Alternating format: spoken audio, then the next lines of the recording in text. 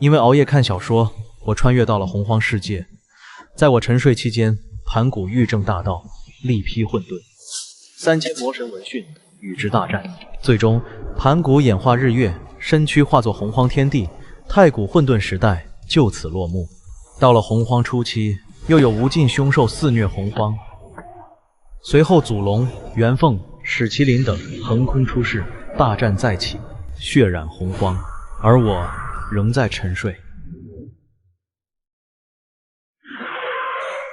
在我不知情的时候，系统悄然觉醒，检测到宿主陈玄穿越到洪荒世界，正在沉睡，正在为宿主绑定。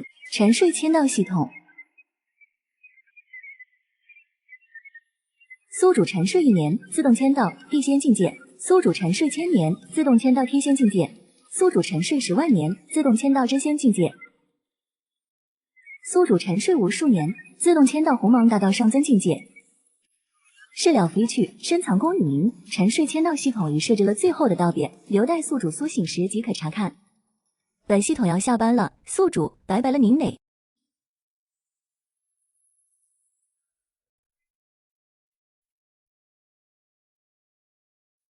洪荒正值大劫，煞气滔天，此地怎么如此祥和，竟还有如此纯粹的道运？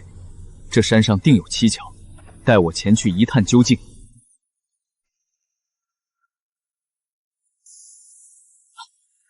那是道运随呼吸涌动，仅是远远观之，就让我的修为枷锁有了松动的迹象。这是何等强大的存在，怕是只有父神盘古方可比肩吧。晚辈自山脚下感悟前辈风采，特来拜见，无意冒犯。晚辈欲在此参悟，还请前辈准许。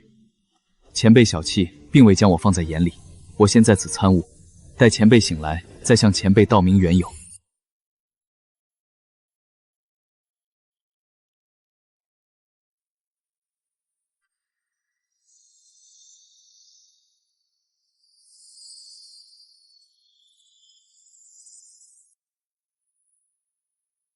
这位前辈睡得如此恬静，让我感觉他好像不在这片天地之中。前辈的睡姿有几分淡然与洒脱，我悟了。108967根头发，诸位快记下。13333根脚毛，我明白了。前辈在此小气，我等见之乃是福缘，切莫惊扰了前辈。道友所言有理，我等接受前辈恩德，不如尊前辈为师，如何？此主意甚好。此地有数10万之众，皆是师尊弟子。数10万之众，太乙金仙境界为记名弟子，大罗金仙为外门弟子。若达到大罗金仙之上的境界，可为老师内门弟子。诸位以为如何？我无异议。我等亦无异议。亦无异议。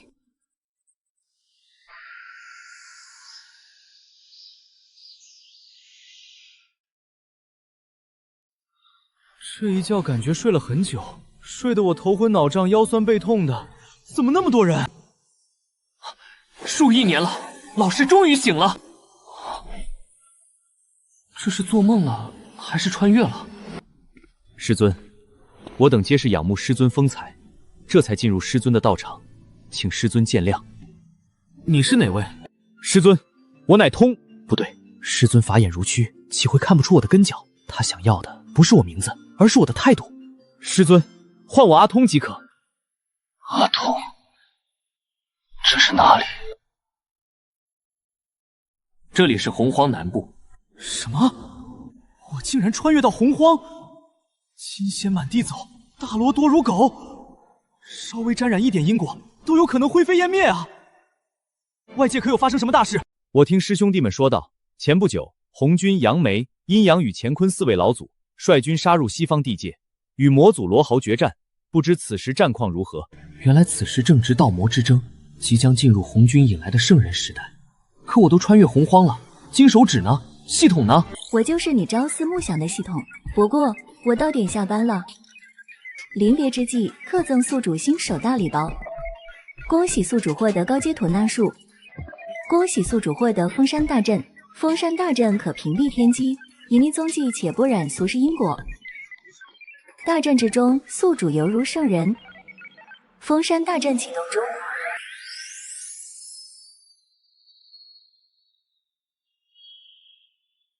现在这么多人窝在这里，迟早要出事，得把他们遣下山去。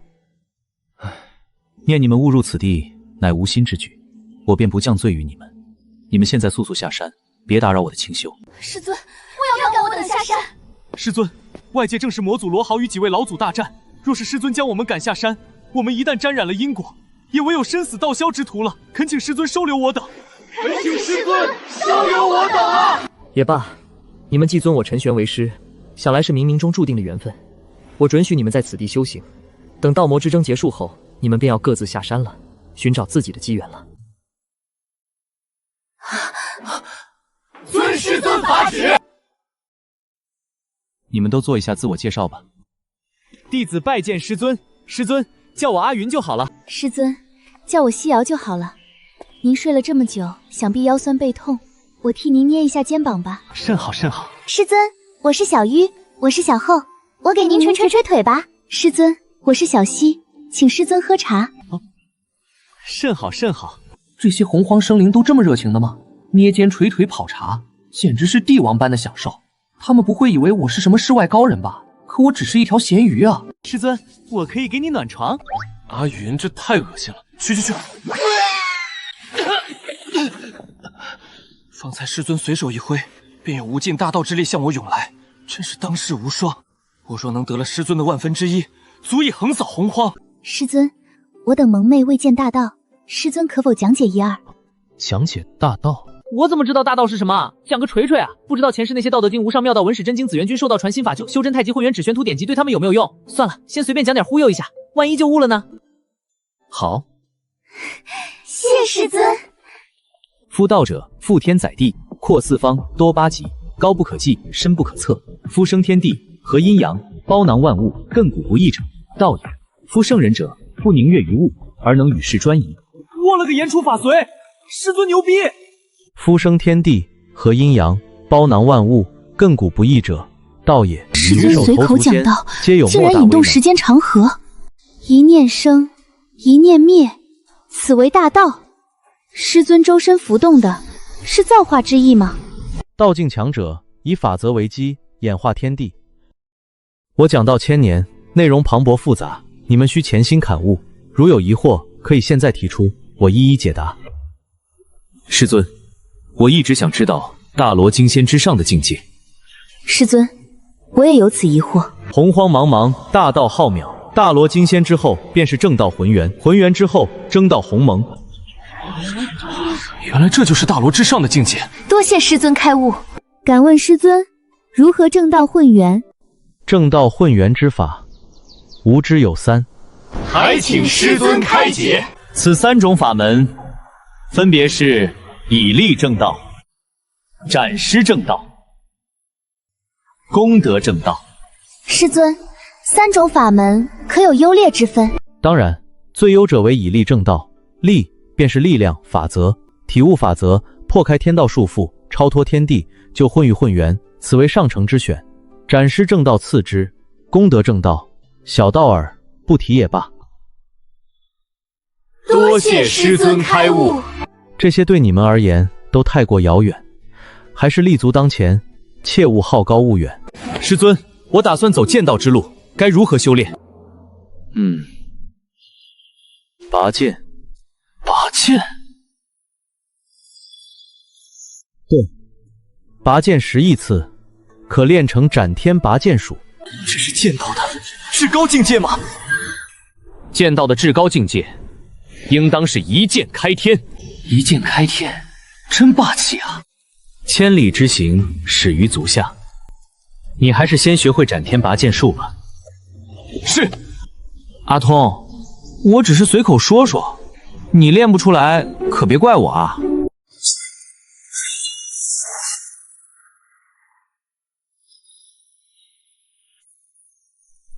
不再同为混沌魔石转世，不如联手融洪荒为混沌，再创新天地。哼，罗火，你妄图独吞盘古留下的洪荒道果，与你联手，无异于与虎谋皮。哈哈哈哈哈哈！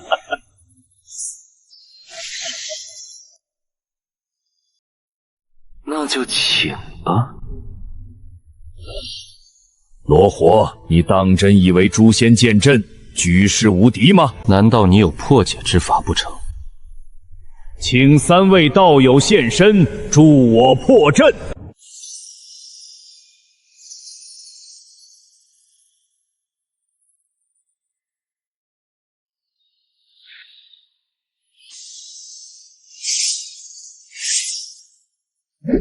请4位道友赴死！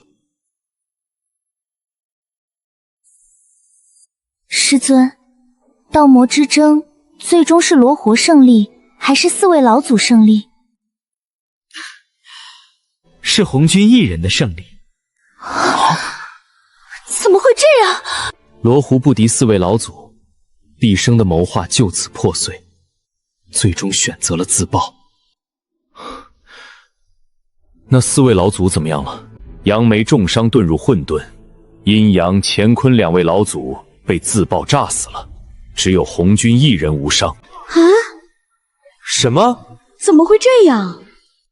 师尊，罗回死后，红皇以后是否会再起杀劫？轮回、生灭是宇宙万物的规律，为了消灭因果，天地会爆发一场浩大的量劫。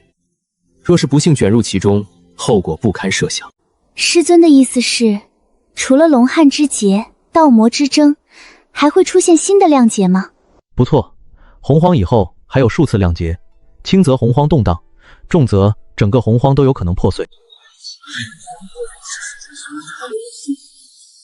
师尊口断乾坤，通晓古今未来，可否给我们透露一丝天机？此地屏蔽天机，便给他们透露一点洪荒大事吧，以免他们日后行走洪荒，惹上了不该惹的人。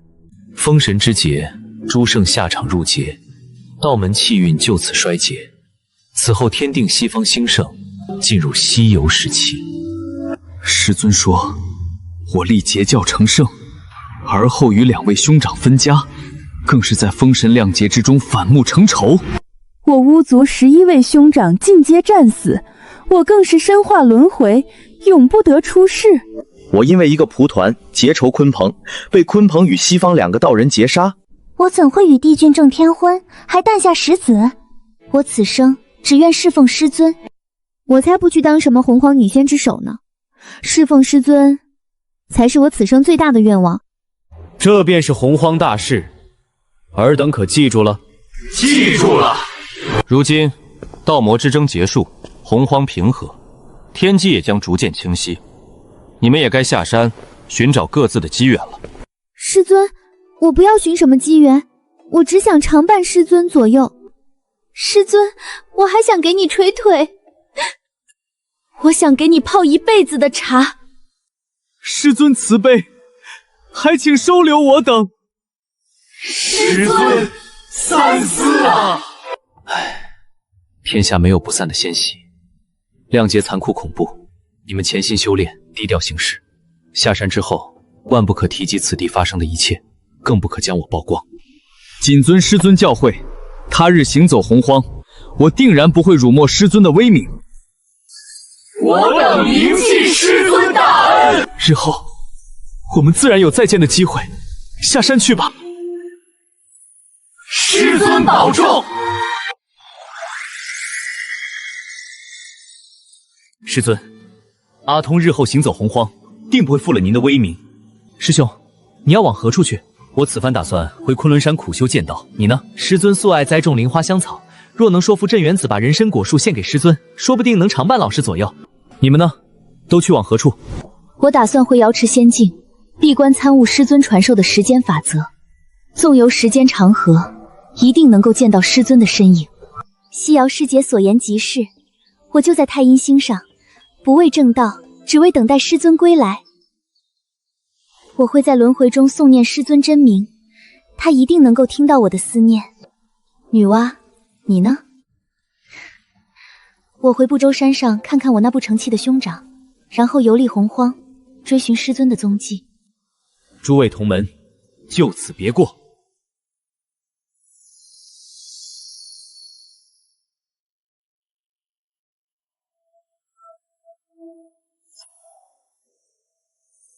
大哥，二哥，我回来了。三弟，你可算回来了。是啊，三弟，我还以为你在外被人做了手卷呢，竟是数亿年不归，让两位兄长担心了。我外出拜师学艺，不知觉间就过了数亿年。拜师学艺？三弟，你在何人门下学艺？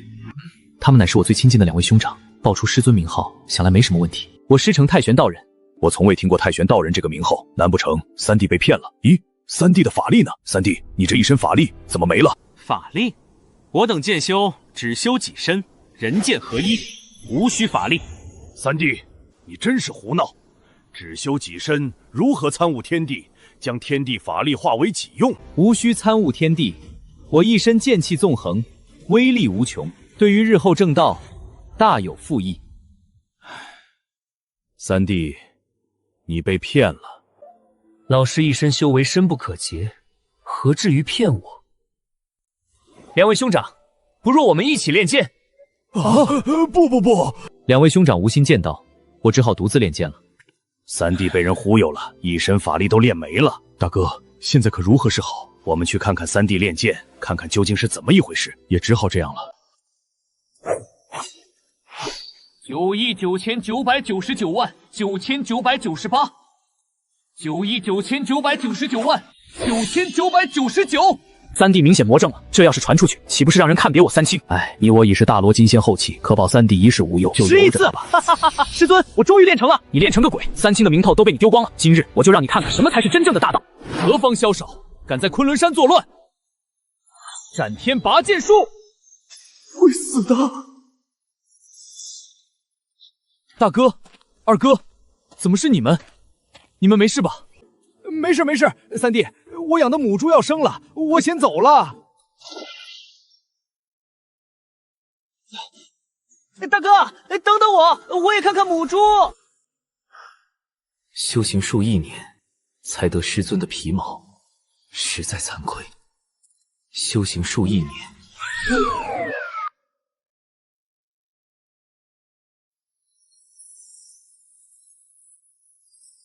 小妹回来后，整个人都与以往截然不同了。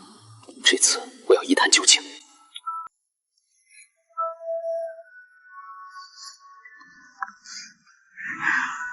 老师，小溪好想你，何时才能与你相见？我别无他求，只愿常伴你的左右。老师，小妹竟然拜师了，好像对那个老师情根深重。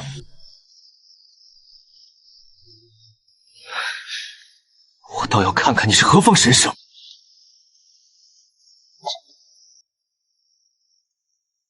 这就是小妹口中的老师吗？让我看看你的根脚。怎么可能？如今的洪荒，除了红军，怎么可能还有让自己反噬的存在？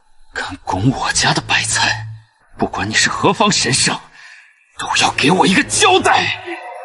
兄长，你要什么交代？没什么。兄长，你也该给我一个交代吧。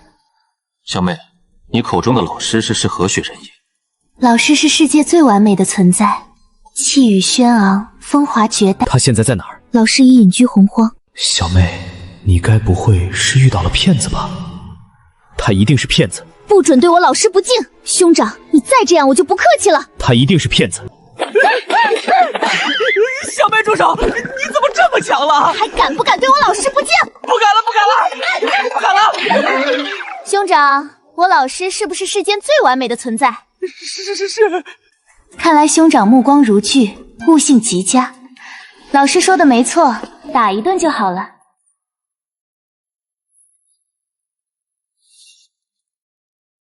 高卧九重天，图谈了道真。天地玄黄外，吾当仗教尊。吾乃红军道人，今已成圣，将于混沌紫霄宫内讲道。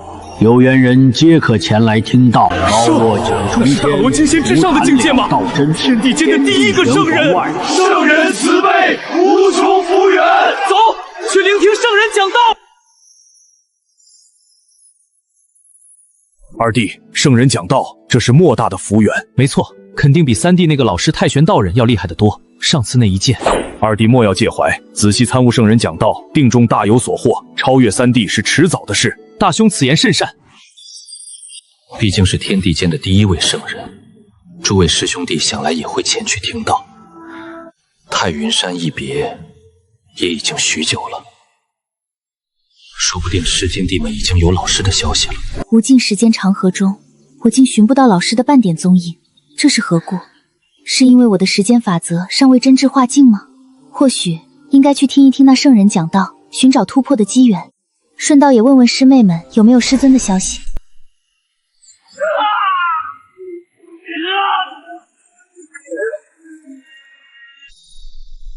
如果这里没有这么多的征伐，没有残酷的亮劫，倒算是个好去处啊。只是那些嫡子一个个都感觉弱弱的，只希望他们能安稳度过亮劫。现在先去看看仙草原吧。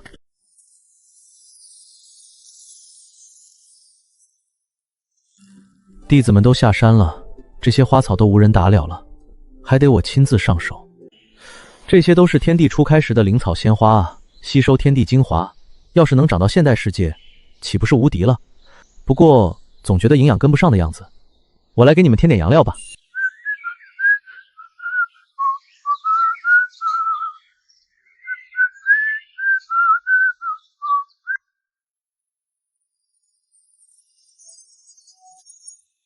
虽然我不是人，但你是真的草，这些液体可都是污秽之物啊！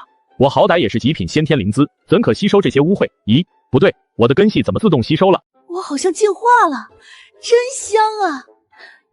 这是怎么回事？黄助理，你别抢我的养料啊！你别抢我的养料啊！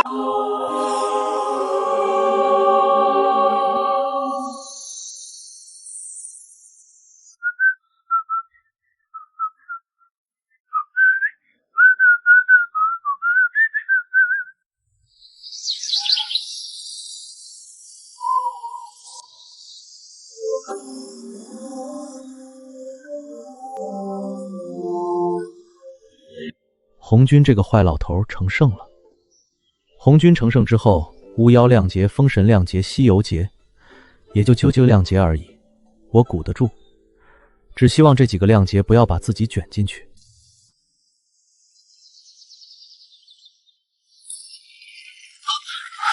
什么东西？六耳猕猴，混世魔元1/4本源孕育，因偷听红军讲道，下场极为凄惨。但这是我的地盘，有封山大阵，他重伤状态，对我构不成威胁。六耳猕猴，你为何闯入我的道场，又为何重伤？我操！世间竟有如此完美的存在！前辈莫怪，我欲前往混沌紫霄宫听圣人讲道，可实力不济，被混沌之气冲刷重伤，跌落到了前辈的道场之中，还请前辈见谅。六耳猕猴，你是不是打算运用窃听天赋，偷听圣人讲道？前辈竟然我心中的小九九都看得一清二楚，在从混沌中坠落之时，确实是如这般打算。前辈慧眼如炬，六耳正有此打算。你个傻猴子，还真想偷听啊！六耳猕猴，你下山去吧。你要偷听红军讲道，我管不着，但别在我这太云山上偷听啊！万一红军掐指一算，我沾之即死啊！前辈，六耳一生如浮萍般漂泊无根，又遭混沌之气重伤，恳请前辈收留。只要前辈肯收留，要六耳做什么都可以。这傻猴子，是不是也以为我是世外高人？不然怎么刚见面就要拜师？难道因为特别帅？前辈，我可以向天道起誓，今后为前辈侍从。千万别！真是个傻猴子！洪荒中最不靠谱的就是天道，你还向他起誓，等着被割韭菜？你现在可有因果在身？前辈，我前些日子一不小心听到三清好像要给母猪配种，这个算吗？你真是六耳猕猴，莫不是二哈附身了吧？混世魔元1/4的本源，根脚还不错，遣散了数十万弟子，有只猴子陪着也好，只要他不偷听红军讲道就行。六耳，此次圣人讲道万不可偷听，否则招致祸患，你可明白？还请前辈指点迷津。我问你，圣人为何选在混沌紫霄宫讲道？为了筛选洪荒之中的强者。没错，实力不济无法到达，算不算有缘人？不算。既然无缘，你在洪荒窃听被他所知，又该如何？前辈不仅能看穿猴心，还看破因果，算无一策。今后若要我赴汤蹈火，我也定在所不辞。可还会窃听圣人讲道吗？不听了，不听了。入我门下，需清心寡欲，万不得妄自下山沾染因果。你可懂得？懂得，懂得。向大道起誓吧。我六耳猕猴向大道起誓，今后永远追随前辈。若有二心，大道诛我。前辈收留之大恩，六耳永世铭记，做鬼也不会忘记。做鬼也不会忘记。我去你个鬼！等你伤好了，便负责栽培那些鲜花灵草吧。是。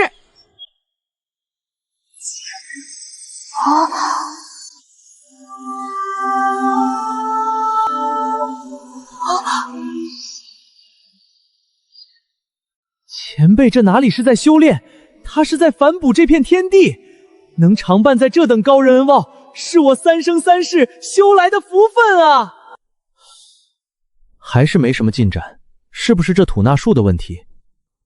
六儿，我近来在研究一门吐纳术，你可否替我试试效果？让这傻猴子试试效果，看看是吐纳术的问题，还是我的问题。为老师效劳，六儿乐意至极。啊！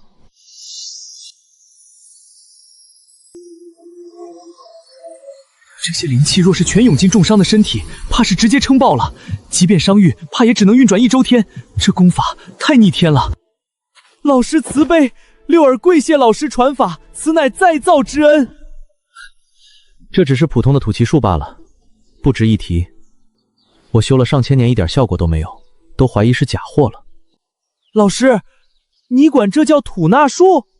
这几乎可以吞天噬地，修炼到深处甚至吞噬混沌之气，简直就是大道级别的绝世神功，媲美盘古大神的九转玄功啊！不叫吐逆术，应该叫什么？全凭老师心意。老师如此通天修为，即便是大道级功法，在他眼里也不值一提。六儿，这吐纳术修炼效果如何？一步登天，当真？当真？不对劲啊！那怎么我修炼起来毫无效果？难道是我不行？我猛得很，怎么可能不行？一定是那解绑下班的系统搞的鬼。兄长，前面便是紫霄宫了。看门童子都已是这般实力，道祖本人的修为该恐怖到什么地步？必然要比三弟那个太玄道人厉害千倍万倍。我们要是抱上红军道祖的大腿，老三等着我们超越你吧。兄长，我俩贵为三清，圣人赐下这6个蒲段，应当与我们有缘。二弟，此言大善。两位兄长，这蒲段可做不得啊！老师曾讲述，这6个蒲墩乃是天定圣人之位，日后功德正道，受洪荒天道掣主，沦为棋子，连生死都不能自己掌控。三弟，圣人有言，高卧9重天，蒲团了道真，无疑这是最大机缘。我等盘古正宗，与蒲团有缘，如何做不得？两位兄长，圣人讲道摆下6道蒲宗是机缘不假，但祸福相依，此等福缘背后所招致的祸患，两位兄长可有想过？三弟，我等一心追求大道，福缘祸患乃是道之运转，岂是我们能够左右？我等修士就是要争福缘挡灾祸，有福缘而不取，岂不是落了下乘？两位兄长，蒲盾之事，三弟勿要再说。通天师兄，女娲师妹，伏羲道友。师兄，那日我见一道斩破天穹的剑光掠过不周山，必定是师兄练成了斩天拔剑术，可喜可贺。不知可有老师的消息？这次圣人讲道，想必诸多同门都会前来，届时定会有老师的消息的。两位道友，幸会幸会。伏羲道友，这般模样是何故啊？无妨，只是误入了不周山上的禁地，过2天就好了。原来如此，我观伏羲道友也是大福缘之人，不若与我儿同坐。多谢道兄提醒，容我推演一番。此蒲盘与我无缘，竟与小妹完美契合。小妹，这蒲洞与你有缘，我先替你站着。让师兄见笑了，我去开导一下兄长，让他明白这蒲墩乃是灾祸。开导？对，物理开导。物理开导是什么？兄长，这蒲凳还站不站？不，摇得跟不站了。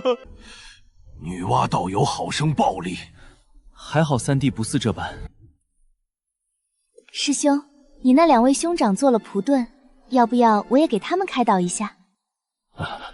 算了，二哥面子薄，若真让师妹当场暴打，估计马上就得分家了吧。唉，师兄，好久不见了。好久不见了。咦，这速度快赶上我了。师兄，我知道一个超绝的美味烧鸡做法，巨好吃。处理好鸡之后，先绑到烧烤架上，等到油香四溢，再撒上孜然粉。我这大胃袋一次能吃俩。先绑到烧烤架上，等到油香四溢，再撒上孜然粉。大胃袋一次能吃俩。难道我在北冥已久，竟不知洪荒涌现如此多的大能？我操，大兄，怎么洪荒中如此多的大罗金仙？上百号大罗金仙后期完全不输我们啊！这些人都是从哪里冒出来的？我看他们与三弟很是熟络，还称三弟为师兄。难不成他们都是出自太玄道人的门下？足上千个大罗金仙，若圣人不出，足以颠覆洪荒了吧？师姐，你再可有那位的消息？没有。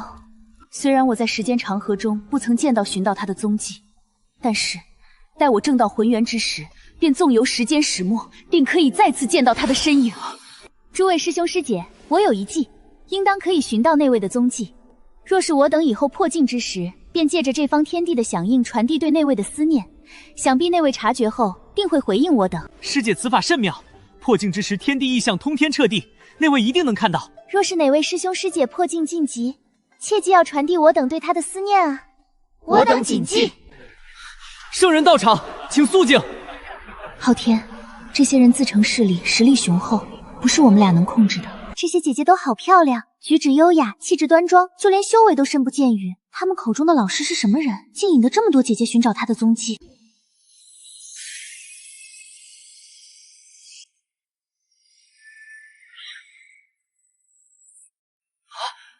圣人已至，都给我肃静！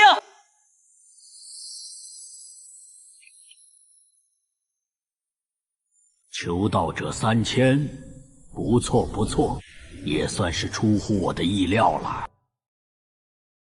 炉盆竟然空了3个，好像有点不对啊！这帮人在搞什么飞机？666，天定圣位你们不抢，真当你们来此是逛街的吗？气杀我也！凡事讲究一个缘字，我看诸位都是有大福缘之人，这蒲团诸位大可放心坐下。凉了，咱俩来晚了这么多，只怕身的蒲墩早已沾满，这可如何是好？都怪那混沌之气，就知道逮着咱俩光头皮，像是跟咱俩有仇一样。师兄，你快想个办法！师弟，我有一计，待会儿你看我的眼色行事，咱俩声泪齐下，声音和感情都要到位。好，太命苦了我西方，可怜我2兄弟前来听道，险些丧命于混沌之中，却连没个位置都没得。天要灭我西生灵啊！太命苦了，圣人要为我西方做主啊！这辆西方赖皮老秃驴怎么也来了？气杀我也！秃驴这脸皮厚到我真是没招了。2位道友，我观那蒲墩与你西方有缘啊！嘿嘿嘿，那位说了，这几个蒲团包是那天道和红军老儿的陷阱。这2个二货反正脸皮厚，让他们坐上去打磨也无所谓。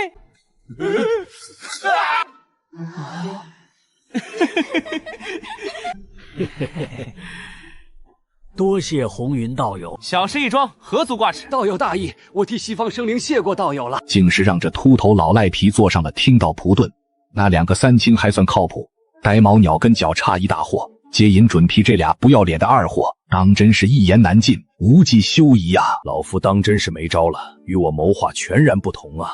我谋划3次讲道，树立圣人形象，收拢人心，主导大事，以获取天道功德，然后身合天道，代天心，成为天道代言人，最后摘取道果，得正大道。我操，数十万个变数，哪里冒出来的这么多的变数？道祖，吾乃红军道人，今已成圣，欲讲道以点化生灵，讲道3次，每次3000年。尔等需认真听讲，不可懈怠。此次讲道，讲的乃是大罗金仙之道。多谢道祖教化。道生一，一生二，二生三，三生万物。万物负阴而抱阳，充气以为和。人之所恶为孤寡不古，而王公以为称。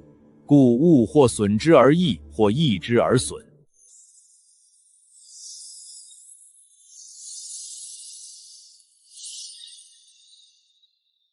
老夫的圣人形象算是立起来了。好一只泼猴！未到紫霄宫，竟敢窃听老夫讲道，今日正好拿你立威。此两者同处而异名，同源。这个声音怎么这么像红军老登成圣时所讲的声音？不好，这是红军讲道！冤枉啊！我可没有偷听，是声音自己跑到我耳朵里去的。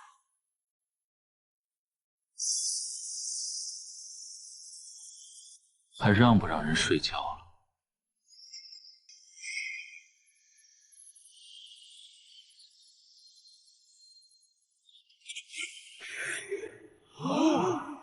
红军道祖呢？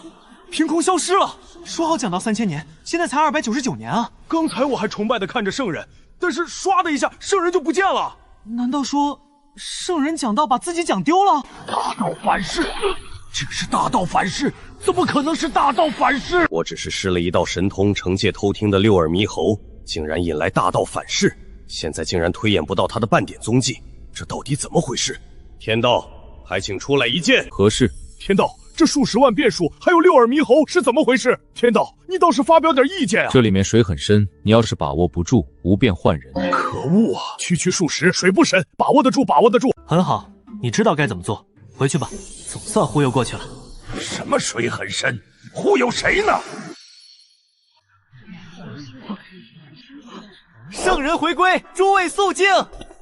没白点化你这混沌顽石。吾讲道已满3000年，万年后2次讲道，尔等回去之后需潜心修炼，以昌盛洪荒。明明只有2999年，现在是纠结999年和3000年的时候吗？看来必须重新树立我的威势了。吾思虑良久，洪荒昌盛之势已起，生灵众多，因此吾钦定洪荒群仙之首，替我统御洪荒群仙。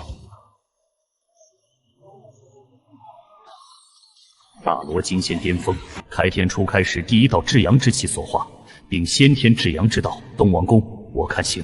咦，西瑶呢？西瑶早已离去。罢了，那便让东王公统御群仙吧。东王公上前听风。弟子在。承洪荒之运，吾见东皇公才能出众，冠绝紫霄，特封东皇公为洪荒群仙之首，特赐龙头拐杖，领圣善法，以号令群仙。尔等退去吧，当兴盛洪荒，追求大道。道祖3000年讲道已满，万年后2次讲道，诸位请便吧。诸位同仁，道祖钦定我为洪荒群仙之首，我欲在洪荒之东蓬莱仙山建立仙庭，诚邀各位加入，以匡扶洪荒，不负道祖之托。东皇公，我牛道人愿加入仙庭。愿意，分我一份。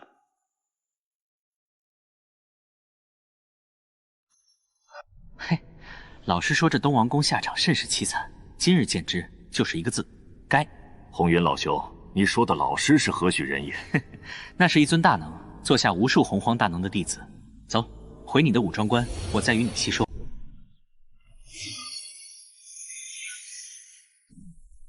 二弟，我察觉洪荒之中有我的机缘，我也正有此感。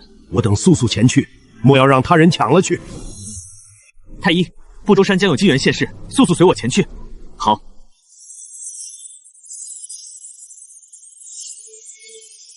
师兄，你看三清和那2只金乌怎么这般焦急？必有古怪，我俩也跟上去瞧瞧，说不准能捞上一点好处。善哉。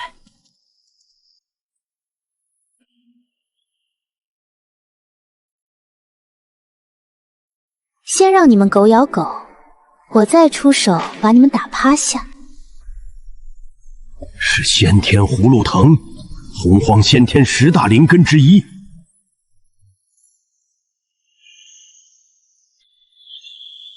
此物与我兄弟二人有缘。此地是我们先至，此事礼部归我三清所有。归谁所有？打过才知道。两位道友，我辈修行不易，同在紫霄宫内听到，算是同门，何必动手伤了和气呢？二位若是卖我三清一个薄面，定有后谢。卖你三清一个薄面，好一招空手套白狼。久闻三清德高望重，今日一见，哼，如此便各凭本事了。我观此物与我西方有缘，几位若有善心，当让与我等。我在这儿先替西方生灵谢过几位了。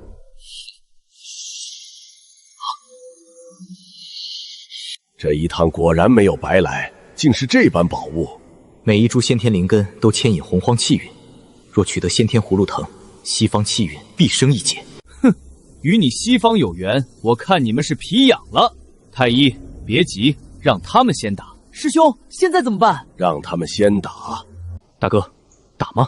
让他们先打。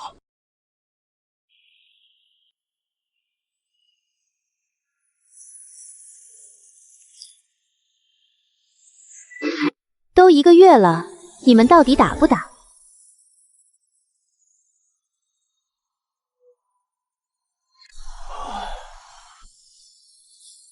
道友，你怎么也在这儿？很奇怪吗？我的道场就在不周山中，你们的动作我尽收眼底。好了，你们也不必争了，这先天葫芦藤我要了。女娲道友，你的胃口未免太大了吧？哼，我这混沌钟可不答应。先天3大至宝的混沌钟，这就是你的底气吗？可惜7749层禁制，你只炼化了19层。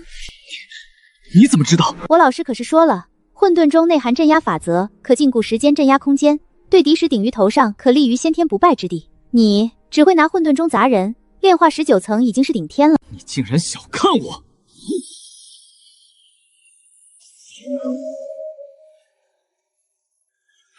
这家伙当真是凶猛啊！这钟一落下，怕是整座山都要抖一抖吧？谁敢轻视太医手中的混沌钟？洪荒中能稳稳接住而不伤分毫的，现在只有道祖吧。女娲，你会为自己的莽撞付出代价。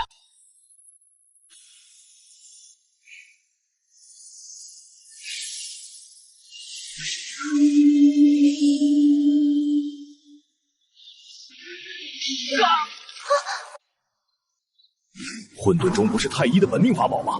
怎么可能被女娲所掌控？太可怕了！能直接生生截断太医与混沌钟的联系，哪怕只是暂时，女娲的实力已非我们能揣测。这是横行洪荒的实力。我与混沌钟的联系竟然被女娲截断了，我太医差点被混沌钟砸死。说出去谁敢信？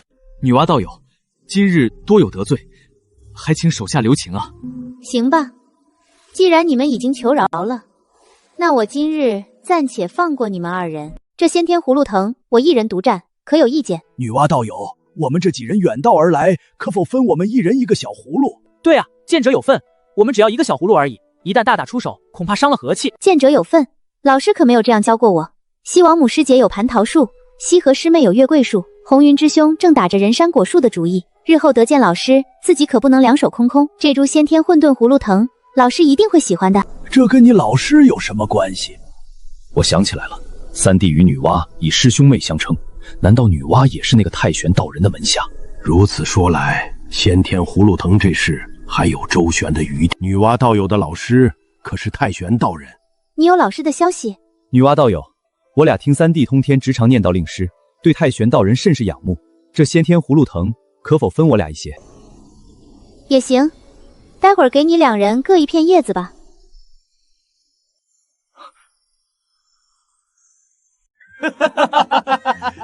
1片叶子，我拉出老三通天盘交情，结果只给片叶子，打发叫花子呢。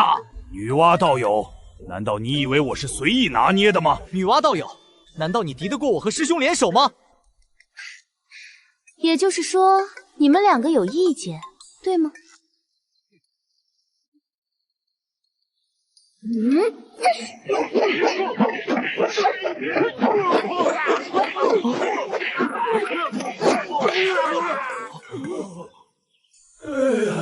幸好没有贸然出手，否则现在倒在地上喊哎呦的就是自己了。现在我独占先天葫芦藤，谁赞成，谁反对？女娲道友，先天葫芦藤与你有缘，我等不予争夺，这就离开。女娲道友，我先行告退了。我让你们走了吗？莫要欺鸟太甚！女娲道友还有何指教？我独占先天葫芦藤的这份喜悦，要和你们分享。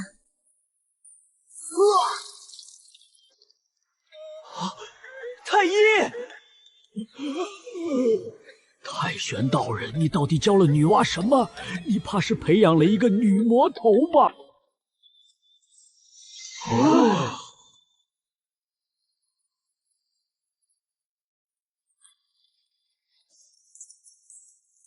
谁来治治这个女魔王啊？我真的服了。这世上只有他那个老师才治得了他吧？这株先天葫芦藤，老师一定会喜欢的，到时候就不用担心两手空空。此地发生的一切，今后万不可再提起。二弟呀，三弟和那女魔头都是太玄道人的弟子，竟然恐怖如斯。太玄道人到底是何许人也？不知比红军道祖如何？女娲口中的老师到底是谁？他是何方神圣，竟然能教出如此绝世女魔头？不应该啊！按推算来说，至少要有10万年，这株风铃草才有可能长成后天中品灵根。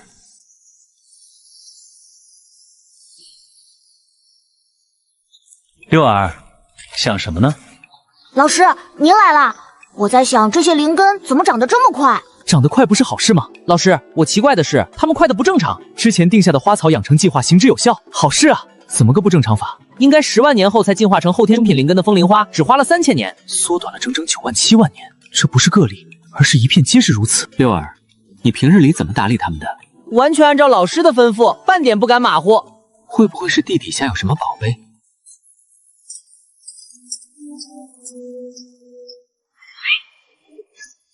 找不到就算了，反正这些花草长得快，对我只有好处。又到了每人日一须的后了。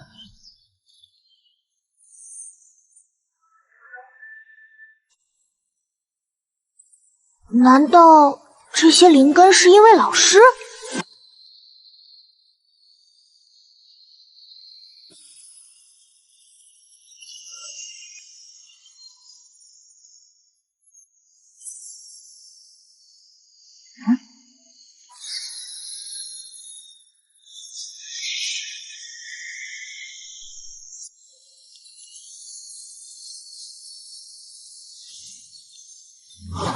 只是闻了闻气味就直接晋升后天中品灵根，问题果然出在老师的大道精华这里。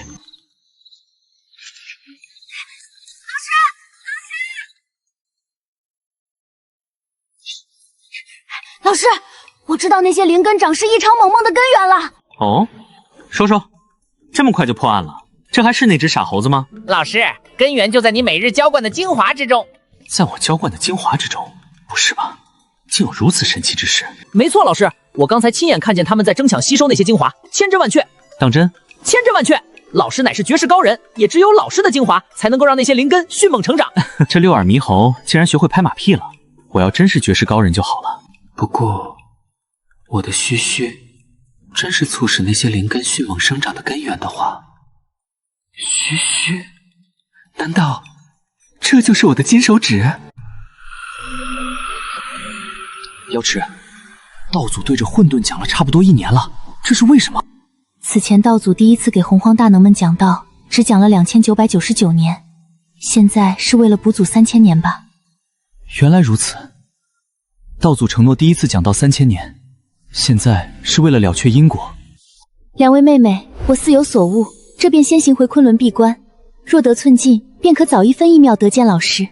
令西王母姐姐如此朝思暮想的那位老师，该是何等的风华绝对！按照这般磅礴的玄黄功德之气， 3次讲道结束，我也应该能合道天道了吧？上次惩戒六耳猕猴遭受大道反噬，使我形象受损，该如何挽回呢？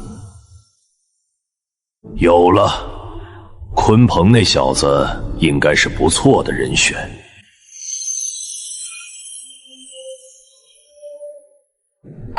拜见道祖，不知道祖降临，未能远迎，还请降罪。无妨，吾关尔勤辛苦修，参悟无所讲之道，甚是聪慧勤奋，特来指点。圣人亲自指点，这要是说出去，那可是莫大的荣耀啊！恳请道祖指点。大道玄妙无边，晦涩难懂。你若能开创一种记录大道的符号，让众生了然，实乃大功德一件，对你的修行必然大有裨益。若我开创文字，虽能树立形象，但远不如指点他人。指点他人开创文字，既能彰显我有开创文字之能，又能体现我不谋私利的无私形象。拜谢道祖指点，鲲鹏若有所悟，定然铭记道祖之恩。大善。开创一种记录大道的符号，既要能记录大道，又要让众生了然。什么样的符号才有此作用呢？道祖，我悟了。既然是记录大道的符号，就叫道文吧。感恩道祖指点，这便让道祖看看我鲲鹏的才能吧。鲲鹏此子才学出众，必有一番大成就啊！乃是道祖慧眼识珠。吾乃鲲鹏，得道祖指点，开创了。鲲鹏道友，老师说过要有礼貌，我这也算征求你的同意。既然你不说话，便是默许我先讲喽。礼让红云，我等佩服。是啊，不骄不躁，乃是我等学习的榜样。红云也向来如此友善，彬彬有礼。鲲鹏对红云这一番谦让，对于洪荒李杜而言，当服一大白。服个鸟白！老子是被他压得说不出话，不懂别乱说。哼，等你先说又如何？我倒要看看你能说出什么花来。待会儿你听到我的内容，定会惊掉你的下巴。等着瞧吧！鲲鹏道友谦让有加，这便多谢鲲鹏兄了。吾乃红云，得老师指点，感悟大道晦涩难懂，理应化繁为简，遂开创道文，记录大道。此为天地玄黄，此为宇宙洪荒，此为混沌鸿蒙。红云道友大才，竟然开创道文，记录大道。果然是化繁为简，这对整个洪荒生灵而言，乃是莫大的功德啊！红云道友口中的老师是谁？是道祖吗？想来也定是一位高人，否则怎能指点有如此才学的红云道友呢？这不是我要讲的内容吗？我被截胡了呀！红云道友开创了无上道文。怎么现在变成红云开创了道文？鲲鹏，你他妈在搞什么鬼？你开创的道文呢？被狗吃了！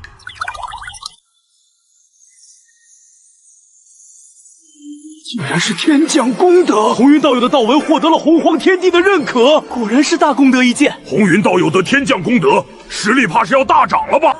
红云才疏学浅，若非老师指点，怎能开创道文？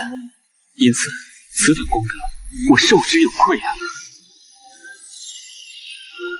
红云老兄慷慨，将功德施于人参果树，实在感激不尽呐。一家人不说两家话，你我亲如兄弟，何须言谢？反正这人参果树迟早会是我送给老师的礼物，功德对我来说又如同浮云。不如作为人参果树的养料。嘿嘿，红云老兄，你1000年前在房中写画画，就是研究这些道文吗？正是，你分明1000年前就开创了道文，为何等到今日？现在时机才成熟，此话怎讲？天机不可泄露。我就是等着鲲鹏向天地宣扬开创道文这一天，然后截胡。在老师所讲的洪荒恩怨情情中，鲲鹏可谓是我的头号大敌，因为让记恨我，还会在3讲道后截杀我，所以本是鲲鹏的道文，我岂有不截胡之理？敌人的痛苦就是我的快乐。耽误鲲鹏兄一些时间了，我讲完了，鲲鹏兄继续。我日，截了老子的道文，我1000年时间钻研的道文啊，就这么被你截胡了，都被你一个人讲完了，我还讲什么？道祖那边我怎么交代？忍一时风平浪静，退一步越想越气。道祖，弟子无能，被那红云老贼将开创道文的功德截胡了去，请道祖降罪。以红云的悟相，断不可能开创道文。你可有泄密？弟子对天道发誓，从未将道祖的授意泄密。道祖，好像红云说他是老师指点，难道是这个老师的问题？这个红云的老师是谁？好像叫什么太玄道人，上次在紫霄宫中谈过。太玄道人，我从天地初开之时就进入洪荒，从未听说过什么太玄道人啊。道祖，弟子知红云老贼精通空间道法，在正欲宣讲道文时，正是被红云的空间道法压得无法说话。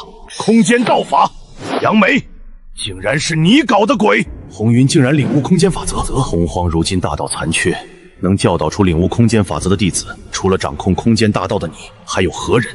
原来你就是红云口中的老师。好，好，好！昔日我在道魔之争中算计了你，今日你以数十万变数反将我一交。杨梅老祖，真有你的！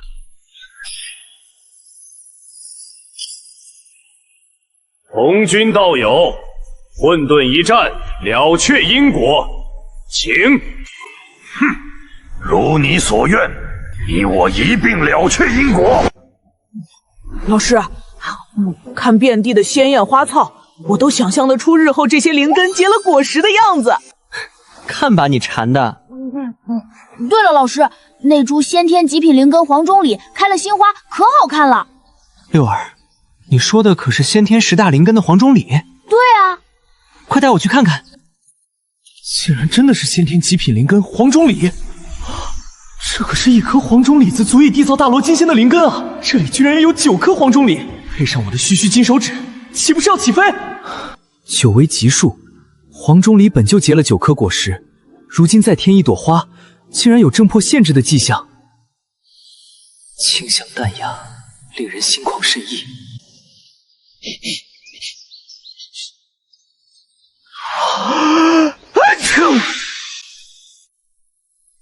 杨梅道友可是已成道？老道侥幸于混沌中以空间法则正道后援，以力正道，还是排名第3的空间法则，难怪如此强悍。红军道友，我观你境界甚是奇特，可否解释一二？我本以正道混元为混元大罗金仙，又得洪荒天道认可，在洪荒天地中是天地圣人。原来如此，杨梅道友既然已正道，为何参与洪荒之事？我无意掺和洪荒纷争，此番约战乃是为了了却与你的因果。昔日你邀我与阴阳乾坤共伐魔祖罗洪，落得阴阳乾坤身死，我重伤逃遁，而你毫发无伤，独享胜利果实。直到你乘胜讲道，我才明白，原来是早已与天道狼狈一间。难怪那洪荒之中的数十万变数，就是你杨梅专门弄出来搅乱我谋划的。如何了却因果？打过一场必可。了却因果后，道友在洪荒之中所留的后手该如何处置？洪荒之中所留的后手，我最多就是在天地初开时随意做了一些谋划罢了，哪里算什么后手？了却因果后，我便畅游混沌，至于那些后手，便由道友处置吧。如此说来，请杨梅老友赐教，请赐教。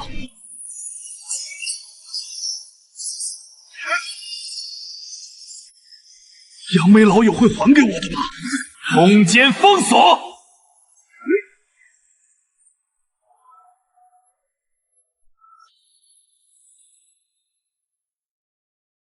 大道震动之力，还带着淡淡的花香。杨梅，你个卑鄙无耻之徒！说好只是做过一场，你却想趁此偷袭，取我性命。红军，这一股强大的力量明显来自洪荒之中，你作何解释？生死有命，我特么现在就给你一个解释。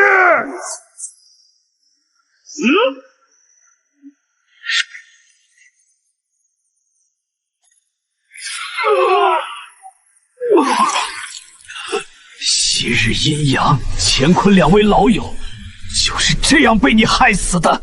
杨梅，你谋划至今，恐怕就是想今日取我性命吧？来之前，我本只想与你了却因果，谁知你竟引动洪荒中残留的大道之力，害我于此。今日后的因果，便不再是逢场作戏这么简单了。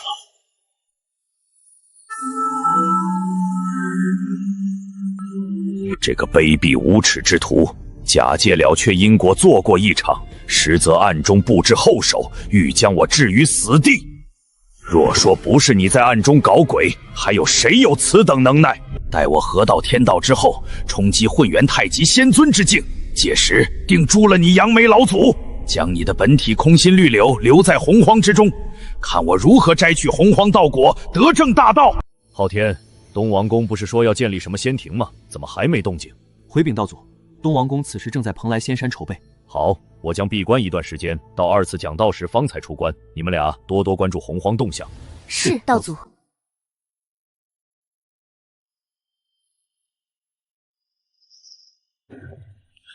陛下，诸事筹备已就绪，可以宣布仙庭建立了。筹备1000年，又得108位部将追随，终于有了建立仙庭的根基。吾乃东王公，乃红军道祖亲定令之洪荒群仙之首，今于东海之滨蓬莱仙山建立仙庭，统御群仙，鼎盛洪荒。恭喜陛下，气运汇聚，这是仙庭兴盛的征兆啊！恭喜陛下，贺喜陛下！玄龟子，你博闻广识，当为我仙庭丞相；刘将军，你实力强劲，当为足智多谋，当为72地煞之首。谢陛下之恩。兄长，东王宫这厮果真建立了仙庭，似乎还汇聚了强大的洪荒气运。木啸鱼鳞封闭摧之，便让他蹦跶几天，时机成熟，我们便覆灭了他的仙庭。好，灭了他的仙庭。西王母根脚深厚，与陛下天作之合，结为道侣，阴阳调和，必能威震诸天，何愁无大？诸位爱卿以为如何？丞相，你深知朕心啊！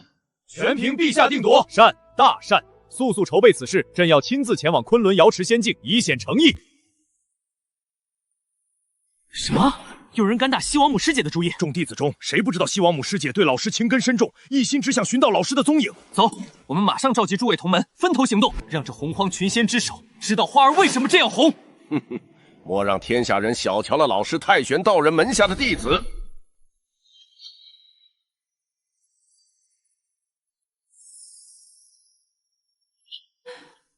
今日喜鹊提名，原来是白泽师弟前来。哈哈哈。你怎么知道我在此地？红云师兄，人参果树还没到手，你不在这里还能在哪儿？白泽，你小子果然知之。你刚说的钥匙是有老师的消息了？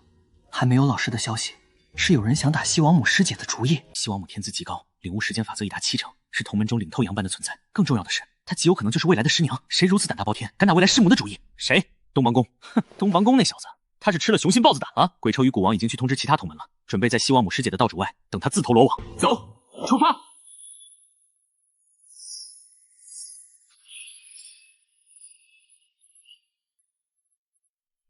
龟丞相，若是朕贸然前去，是否会唐突了西王母道友？不若寻个媒人与陛下同去，陛下精才绝艺，再加上媒人从中调度，何愁西王母不答应？龟丞相，朕乃无仙庭智者啊，请哪位大能作为媒人合适？三清3位大能的道场也在昆仑仙山，想必他们与西王母相识。若是能请得3位大能为陛下说媒，三清道友，三清声望极高，若能请动他们，此事实拿九将军听令，速去备足灵根灵果，请三清道友出山为吾说媒。臣领旨。陛下，幸不辱命。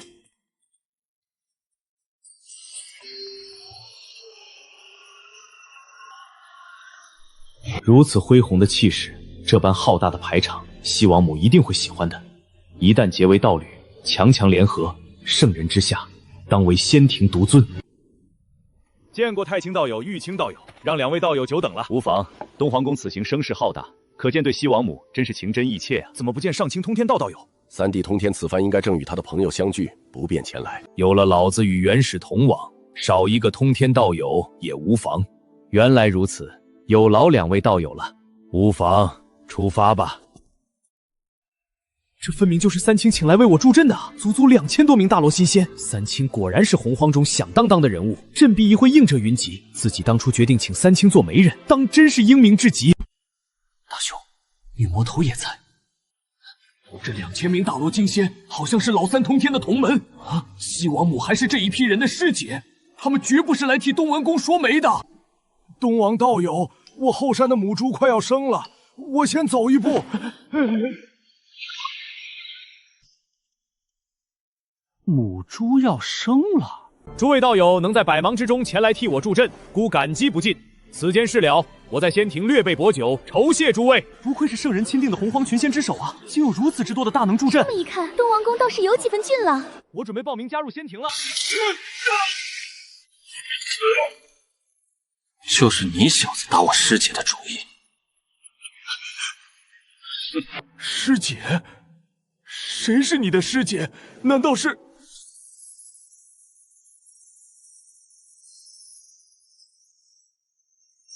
吾乃圣人钦定的洪荒群仙之首，你们怎敢对我动手？你也太看得起自己了！洪荒群仙之首，好大的威名！诸位同门，这小子竟敢打西王母师姐的主意，该如何处置？太玄道人门下的弟子，岂容他人惦念？动手！贵师长，刘将军，速速救驾！36天罡，72殿煞，仙庭的好儿郎们，速速救驾！陛下正处危难之际，我等就在旁边，岂能袖手旁观？给我冲啊！对，我等岂能眼睁睁看着陛下受苦受难？给我冲啊！冲啊！冲冲冲！杀！你们干什么？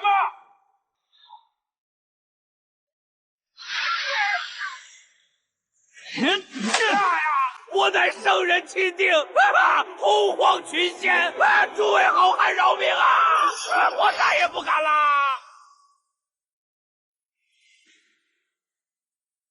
走你！太残忍了！啊！这一帮人以后断不可招惹啊！你们听说了吗？群仙之首东王公惨遭痛殴。东王公乃是圣人钦定，谁敢动他？我亲眼所见，2000多个大罗金仙轮番痛殴，毫不凄惨。2000多大罗金仙，这都是从哪里冒出来的？我亲耳听到，他们说他们是太玄道人门下的弟子。太玄道人，他究竟是何方神圣，竟然能教导出如此之多的大能？我操，连通天女娲、红云、西王母等等的大能都是他的弟子，实在是不可思议啊！太玄道人在哪里？还招收弟子吗？怎么有点心乱如麻的感觉？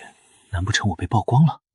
呼，还好，此地屏蔽天机，即便被曝光了，也不必担心被人寻上门来。下山的弟子们啊，可千万别把我曝光了，我只想苟回现代世界。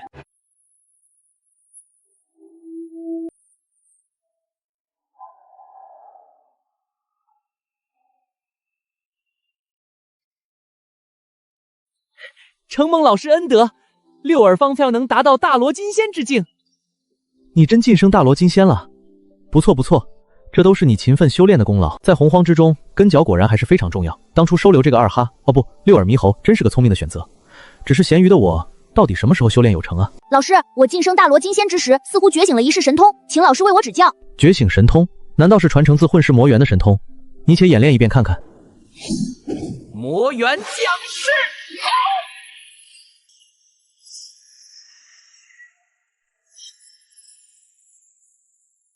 老师，我这一世魔元降晒神通，乃是模拟父神混世魔元的精气神，以天地之力强化自身，如同父神在世一般。老师看看如何？六耳找我指教，可我连吐纳术都没搞明白，哪知道怎么指教？这便是真正的魔元降世吗？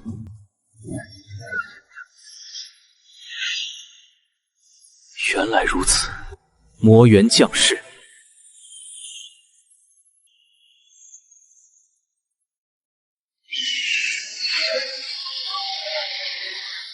好像这一招魔元降世我会了，但又好像不太一样。父神，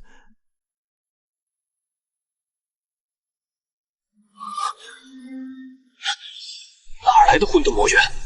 是谁在搞鬼？我绝不允许洪荒中有我不可掌控的因素出现。大道级别的混沌魔元气息，洪荒中何时有如此强大的存在？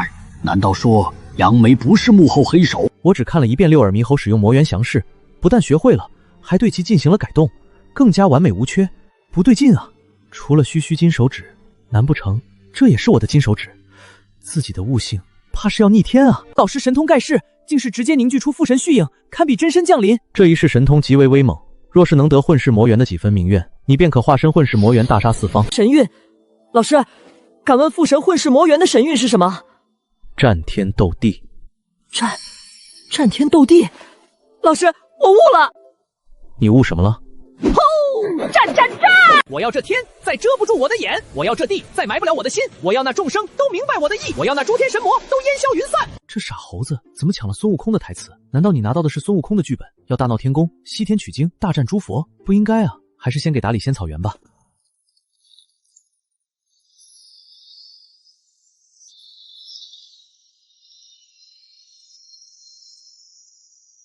老师，你看那株后天极品灵根赤龙果结了360颗果实呢，先天下品灵根青木杏整整200个，哇！先天中品灵根碧水桃也结了68颗果实，这些都是我的劳动成果啊。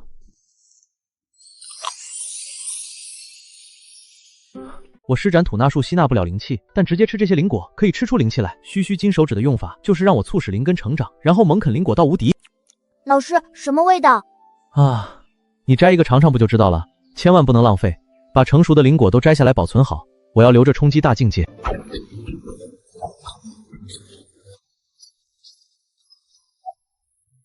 老师，我一定要将太云山上的所有灵根都移植到仙草园里。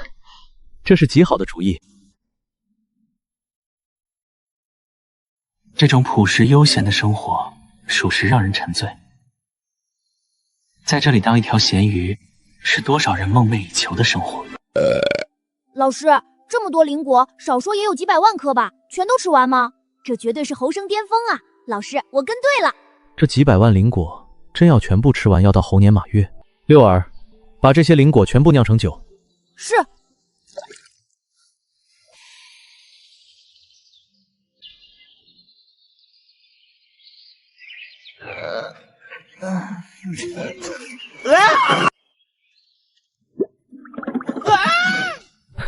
这二吼，堂堂大罗金仙竟然喝醉了酒，掉下山去。老师，这蛋好像有点特别。仙庭众将何在？龟丞相，外界怎么传闻朕？但说无妨，朕承受得住。外界传谣说陛下癞蛤蟆想吃天鹅肉，牛将军何在？将那人的嘴巴撕烂！禀陛下，牛将军辞职了，朕封他为36天罡之首，待他补保，他怎么对得住朕？陛下，牛将军说，仙庭已经没有兵将供他统领，没有了那种掌控权势的快感。龟丞相，还是你忠心耿耿，对我不离不弃。陛下，微臣年迈，已经不足以胜任仙庭丞相一职，恳请陛下准许微臣告老还乡。墙倒众人吹，树倒猢狲落。吾乃圣人钦定洪荒群仙之首，待到圣人2次讲道时，朕一定要面呈圣人，痛斥太玄道人门下弟子的恶行。圣人一定会为我做主的，我一定能东山再起。人间自有真情在，巅峰迎来虚伪的拥护，黄昏见证虔诚的信徒，这些就是我东山再起的精神支柱。你们怎么没有离去？陛下，你还没发工资呢。发工资？神特子的发工资？现在是讲发工资的时候吗？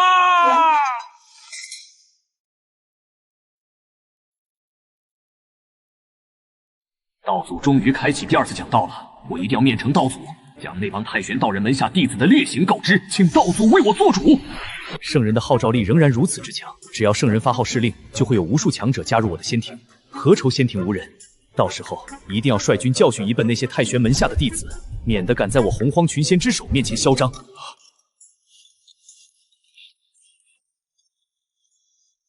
诸位师兄师姐，道祖言有缘者3000，他老人家第2次讲道即将开始，请有序进入。有缘者3000，还是像上次那样，只有才有人能听道祖讲道吗？大道3000，有缘者亦3000。妙计师兄先起，白泽你也来了。没见过世面的样子，听圣人讲道讲究一个缘字，若无天资，再好的位置无用。我等那群恶人先进，最后我在压轴出场。毕竟我是洪荒群仙之首。道祖言有缘者3000，3000之数已满，后面的请回吧。 3000之数满了，我是第3001，我乃洪荒群仙之首啊，竟然没有听到的位置。洪荒近来可有大事发生？得道祖福泽，近来洪荒安稳，众生和睦。甚好甚好。此番讲道乃是讲准圣之道，共讲3000年，尔等需认真听讲，切不可懈怠。这次定要率先突破到准圣，超越老三。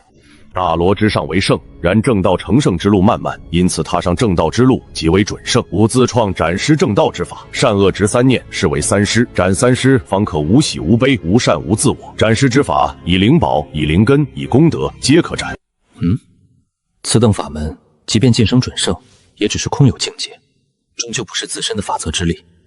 老师曾说斩尸正道未来成就有限，怎么在红军嘴里好似最好的正道法门？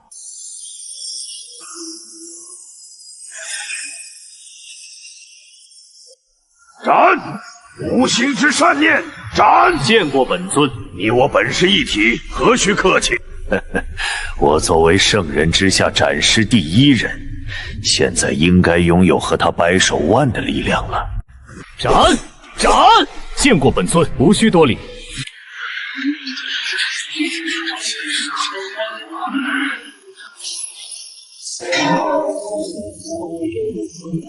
三清道友不愧是盘古正宗，远远将我们甩在身后啊！你们两位道友也不遑多让啊！秉承西方气运，我观西方的兴盛就系在你们二人之间啊！哪里，三清名头说出去，谁人不知，哪个不晓？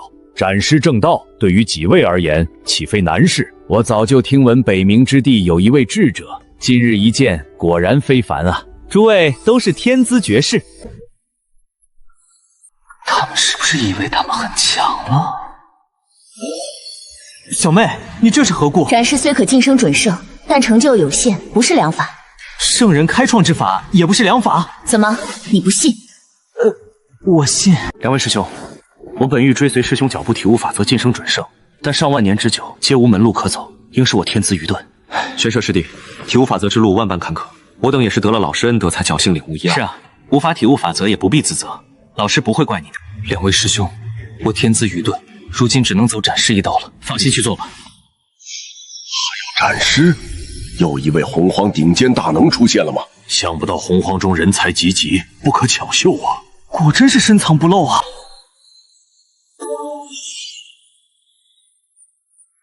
斩尸这种光宗彦祖的事情，他怎么含泪斩尸？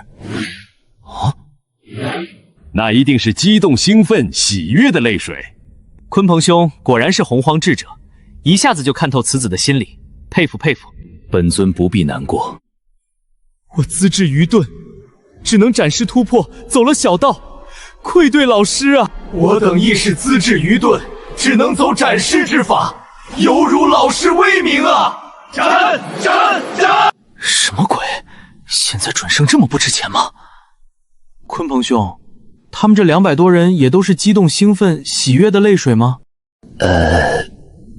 诸位同门，我以斩尸之法晋升准圣，投机取巧，愧对老师，不配成为老师的内门弟子。玄蛇师兄所言极是，我等投机取巧，不配晋升内门弟子，请诸位同门做个见证。投机取巧？你们这是拿刀子猛地捅我的心啊！扎心了！我受不了了！哎呀，老子压箱底的法门都搬出来给你讲了，一个个都斩尸了，还泪如雨下，搞什么呢？这些人都是西王母、女娲、后土3位姐姐的同门，一下子200多人斩尸晋升准圣，可他们为什么都说斩尸之法是小道，是投机取巧？难道他们的老师还教了更高深的法门？斩尸之法，朕虽未能听圣人讲道，但凭借天纵之姿，定能斩尸晋升准圣。仙庭崛起时机来了，朕洗刷屈辱的时机到了。四殿仙王何在？尔等速去镇守仙庭十方，若有宵小之辈擅闯仙庭，拨响铃铛即可，不要闭关千年，参悟斩尸之法。这事有点难办啊！尔等要抗旨不成，若是不从，便扣10年工资。陛下，我等并非要抗旨不从，只是镇守仙庭这事务不是我们的工作范畴。那你们想怎么样？得加钱。对，加钱，没错，还要把这3000年来的工资给我们结了。陛下圣明，谢陛下。久闻鲲鹏兄智谋无双，今日相聚，当知名不虚传啊！哪里，两位道友虽居于太阳星，但威名可是连我北冥之地都广为传播呢。实不相瞒，今日请鲲鹏兄前来，是希望鲲鹏兄能够协助我兄弟2人。协助你2人？不错，我与太一欲加建立一股势力，足以称霸洪荒的势力。斗胆一问，如何建立这股势力？立妖族，建天庭。我兄弟2人早就有此想法。如今2人双双晋升准圣，又都是以极品先天至宝斩尸，实力底蕴哪怕不如老子原始，也相去不远。现如今我们崛起的时机到了。何为妖族？凡吸收天地灵气、日月星辰精华化形而出者，皆可为妖。洪荒中也只有寥寥几人不在此例。若真能立妖族，其覆盖范围之广，几乎囊括洪荒万族。鲲鹏可愿入我妖族，成为妖族之师？不愿入妖族。来，敬未来妖师一杯。我也敬未来妖皇一杯。鲲鹏兄既然已入我妖族，一家人不说2家话，可有良策邀洪荒大能入我妖族？对呀，不然当光芒司令总不得劲儿。2位欲立妖族建天庭，将东王宫的仙庭置于何地？时机成熟，取而代之。既然如此，何愁没有大能加入妖族？不愧是智谋无双的鲲鹏妖师，我妖族栋梁啊！朕真不愧是圣人钦定洪荒群仙之首，天纵奇才。仅仅1000年时间就斩出善师，晋升准圣。我洪荒群仙之首又行了。四殿仙王何在？附近可有洪荒大能或大势力存在？不知道。你们再想想。回禀陛下，此地毗邻东海，龙族不就是一股大势力吗？刚才你还面面相觑，全都不知道，一看到灵宝，立马特的脱口而出：有钱能使鬼推磨啊！可有东海龙族的信息？东海有约莫数万条血脉纯正的龙族，族长乃是敖东五爪金龙，大罗仙仙后期境界。好，真不愧是仙庭10殿仙王，果然神通广大。且看朕招揽龙族，壮大仙庭。之所以不请10殿仙王同去，一来形象实在拿不出手，二来实在没有灵宝用作工资支付了。自从求亲西王母不成，反被暴打一顿后，他就变成这样了。可惜了这个小伙子，单身久了的小伙子，精神状态是会有点不好。西王母我可听说了，那可是洪荒中1等1的佳人，他还有个老师叫太玄道人什么的，可厉害了。对，就叫太玄道人，门下弟子无数，连圣人都奈何不了他呢。对了，几百年前我看到太阳星上的2只金乌飞过，好像是去东海的方向。是哦，我听那些虾兵蟹将说，东海龙王敖东已经答应加入2只金乌的什么族。那东王公此去，兄长。我们已经是准圣初期境界，很快就可以再斩一师，晋升准圣中期，没理由再害怕那女魔头了吧？太医，我们将来要立妖族建天庭，统御洪荒，所以格局要大。女娲虽是夺了我等机缘不假，但是她根脚不酸，实力强劲。我们哪怕没有成功拉拢她，也体现我们对她的好感。女娲道友、伏羲道友，今日不周山紫气东来，原是2位道友前来，实在有失远迎啊。这2个金乌来此有何事？伏羲道友，怎么不见女娲道友呢？舍妹外出与朋友论道了。久闻伏羲与女娲道友神通广大，威震一方，今日前来，想与伏羲道友共谋大事。敢问2位道友预谋何事？伏羲道友，我便直言不讳了。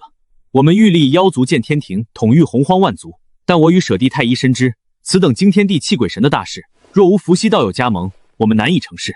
自从女娲拜了老师之后，外人的关注点都在小妹身上，夸赞也是极多，而对于我竟都是怜悯同情的眼神。帝训这么一说，竟让我有种遇知音的感觉。只是一向做主的都是小妹，现在她外出找自无后府论道去了，也没个商量的人，我到底该不该应允呢？伏羲道友，妖族若立，你我皆是妖族之皇，乃是同样的地位，不分高低。以前小妹总说我没主见，将来会被人给忽悠了，是时候告诉小妹了。我也是一个有主见且明智的兄长，我要悄悄成为妖族之皇，给小妹一个惊喜。2位道友诚意全全，愿入妖族共谋大事。又伏羲道友加盟，妖族大事可成。正愁着没有时机对东王公出手呢，现在还自动送上门来。伏羲兄，若有人要挖我们妖族的墙角，该当如何？那自然是暴打他一顿，彰显我妖族之威了。好，我这便与太医去送东王公上路，还请伏羲兄为我们略阵啊。敖东道友，你还无法下定决心吗？东王公道兄，并非我不愿加入仙庭，而是什么？东王公道兄，若非你早来500年，我也会应允入你仙庭。但现在我已允诺了帝俊与太医2位金乌，要入他妖族。敖东，朕乃洪荒群仙之首，仙庭之主，背后有圣人撑腰，你可知如何抉择？太阳星那2只杂毛鸟竟敢暗地里拉帮结党，实在是狼子野心。若是被我撞见，还不拔光他们的鸟毛？现在洪荒中谁不知道，你东王公洪荒群仙之首的名头只是一个摆设，仙庭早就是冷清孤寂，你也就是孤家寡人一个，仙庭之主有名无实啊！道兄，可否容我一些时间考虑考虑？别跟朕打这套马虎眼了，今日留给你的只有一个选择：臣服。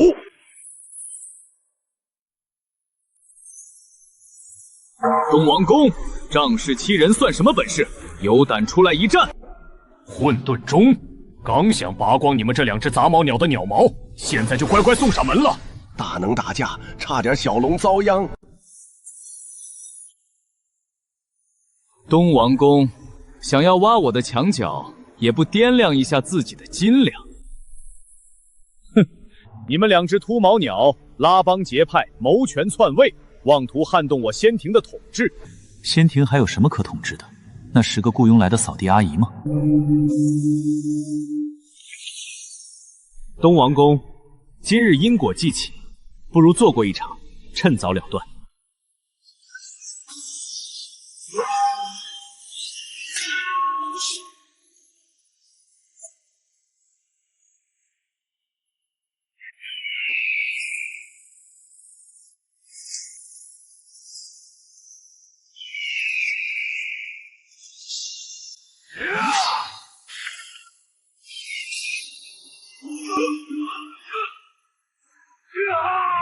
东王宫在劫难逃了，这两金乌战力实在强横啊！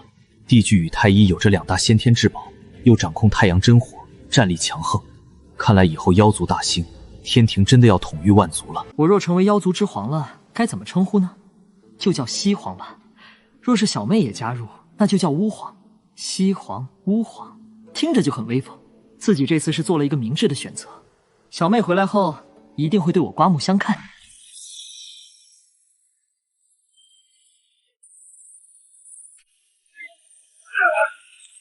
东王公，还请英杰。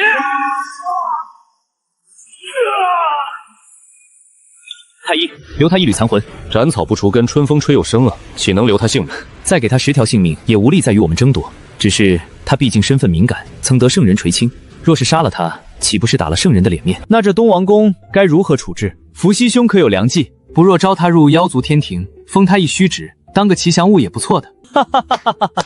伏羲兄所言与我不谋而合啊！东王公，你可愿意入我妖族天庭？哈哈哈哈！趁此良机，我等便昭告洪荒，妖族当立。天道在上，圣人见之。吾乃帝俊，今日与太乙伏羲共同建立妖族。世间生灵，凡吸收天地灵气、日月星辰精华化形而出者，皆可为妖。吾帝俊为妖族妖皇，吾为妖族东皇。1000年后于太阳星上建立妖族天庭，广邀诸位道友前来。帝俊太乙收服了东皇宫，建立妖族。世间生灵，凡吸收天地灵气化形者，皆可为妖。这是妖族天庭，这是妖族崛起的征兆啊！我要加入妖族，成为妖族天庭的一份子，迈向封侯的时机就是此时了。原来如此，天庭之主竟然是落在了帝具与太医的头上。第一次讲道时，我推算东皇宫暗合天阳之术，会成为天庭之主。岂料他不看天机，桀骜不驯，时机未成熟便建立仙庭，不顺天数，因而错失。而帝俊与太医根脚乃是大日金焰中孕育的大日金乌，与浊垢元壤、无极玄冰、虚无避风共称4大元素地风水火，也是火中纯阳的存在。冥冥中得了天道垂青，1000年后将成为真正的天庭之主。天道，你指引帝俊太医成为天庭之主，已经谋划好下一次亮劫了吗？不过帝俊与太医还知道保留东王公一缕残魂，招他去天庭，给我留足了面子。俩小子还挺会做鸟的，我看好你们，未来的天庭之主不错不错。自己现在已经领悟8成多造化法则，再进一步便是正道混元的存在，怎么无缘无故会有因果缠绕呢？帝俊太医伏羲建立妖族。兄长啊，你可真能搞事。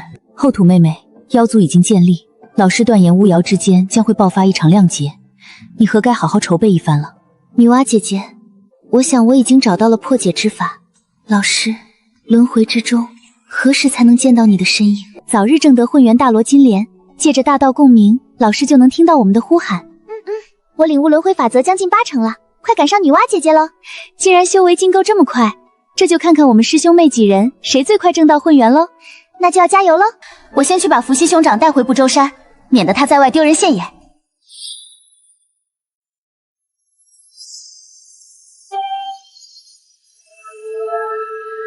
兄长，妖族西皇，好大的名头啊。小妹，你听我解释。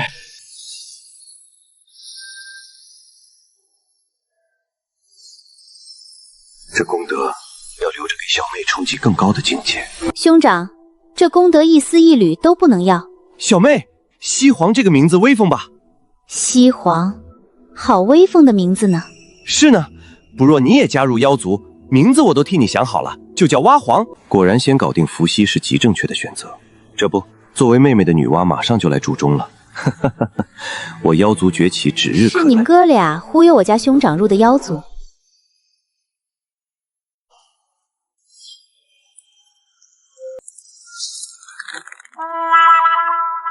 我已经准胜了，马上就能斩出第2师，怎么还会怕他呢？女娲道友哪里的话，我们是真心诚意邀请伏羲兄加入妖族，并尊为妖族西皇。对，我们是真心诚意，真心诚意。小妹，你误会了，两位道友真是诚意邀请加入妖族，共建大业。我也推算过天机，妖族今后必将是洪荒的超级势力。我加入妖族，成为了西皇，惊喜吗？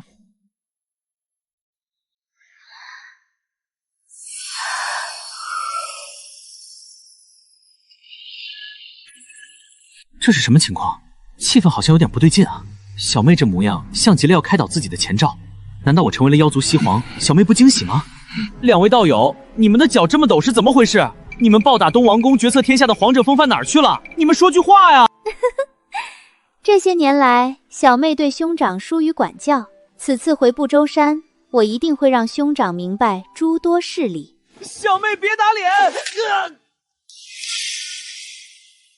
女娲道友，我突然想起，我该回去太阳星孵蛋了，告辞了。是啊，告辞了。两位道友，你们让伏羲成了妖族西皇，我实在感激不尽，我就送你们一程吧。不用了。你们敢拒绝我的好意？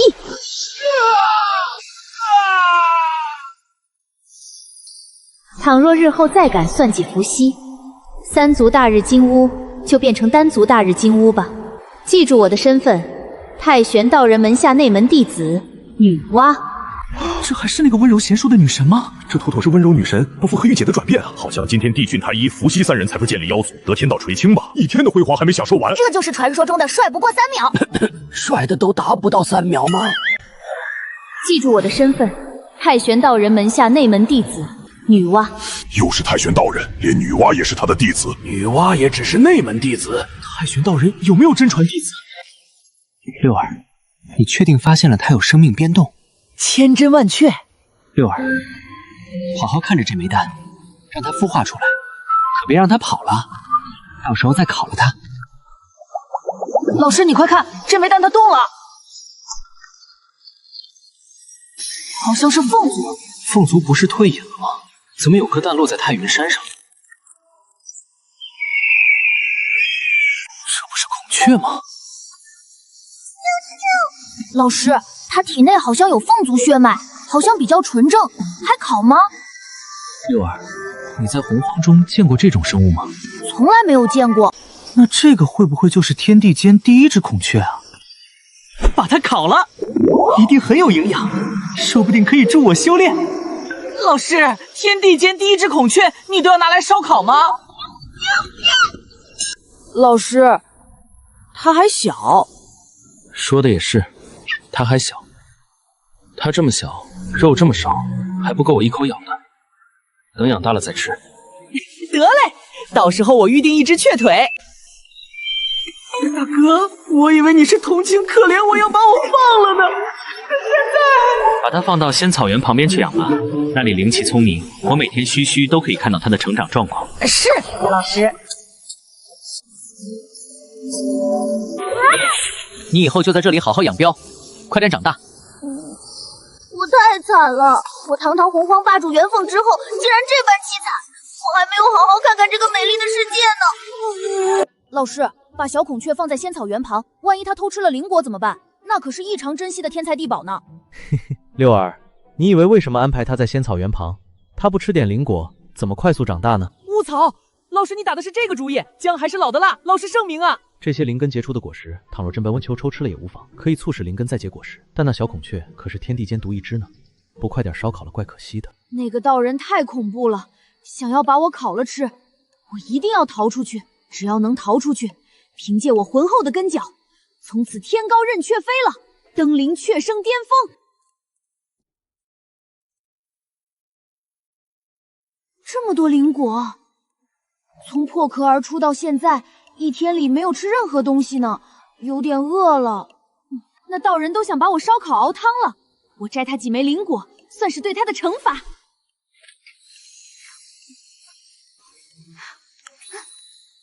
太美味了！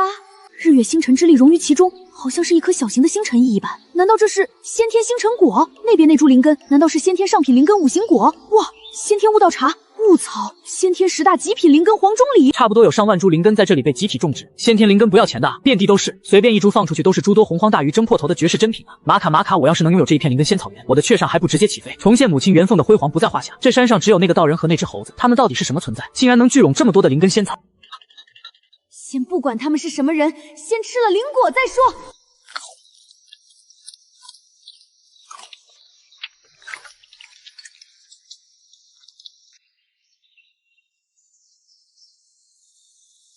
睡吧，睡吧。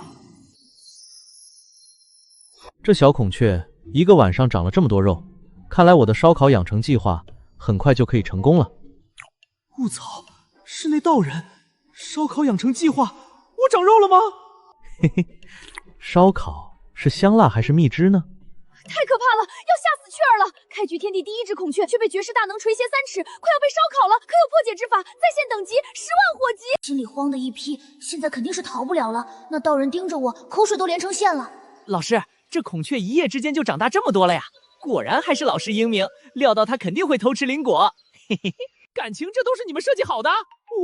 套路太深了，社会很单纯，复杂的是人。再过几天，等他消化完那些灵果的灵力，应该长得更结实了吧？那个时候，嘿嘿，完了，照这道人的意思，过几天我就真摸得了。不，我觉得我还可以抢救一下，我一定要改变我这多舛的命运，改变我的雀生，这样吃吃喝喝、遛鸟逗猴的闲生活，没有快节奏生活的内卷压力，也不用应付各种各样的考试，就特么一个字儿，爽，爽爆了！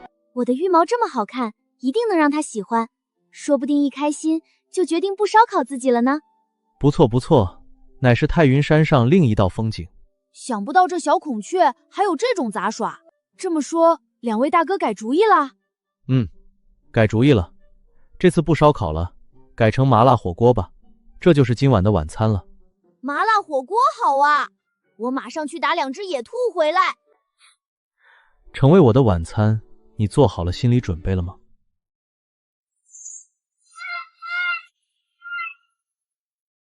前辈，你要什么我都给你，千万别吃我好不好？这是我的涅槃之火，这是我的尾羽，应该能练成非常强大的兵器。我还能给你巡逻太云山，可以给你抓很多野鸡回来打火锅，我还可以带几个凤族姐姐回来孝敬您老。要什么样的都有，我可以给你捶背泡茶，我什么都可以吃我，千万给你磕头了。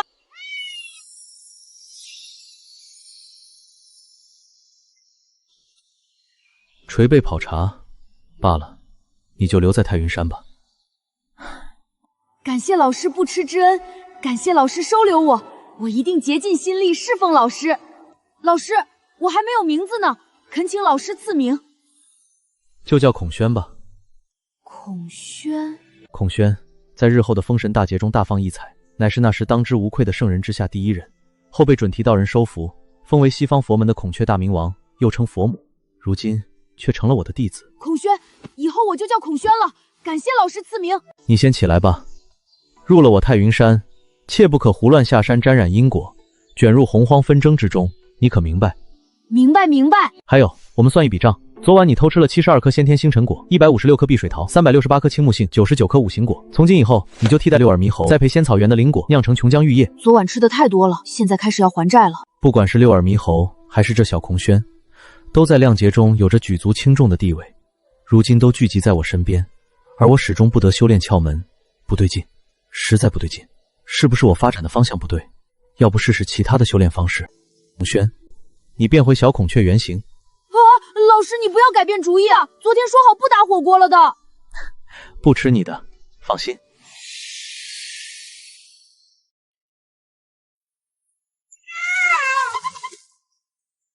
去给我琢磨一下如何弄出颜料，我要作画。现在我先尝试一下，能不能以画入道。毕竟我很小的时候就展现了惊人的绘画天赋，曾获得过幼儿园第一单亲手的绝世荣誉。好家伙，幼儿园第一单亲手，竟也敢尝试以画入道。先画什么呢？先画那只猴子吧，就在眼前，还可以当我的画模。六耳，你在那边摆一个你认为最帅的姿势，我给你画张漫画像。老师要给我画画像，好啊，最帅的姿势，那肯定是我战天斗地的姿态。魔元降临。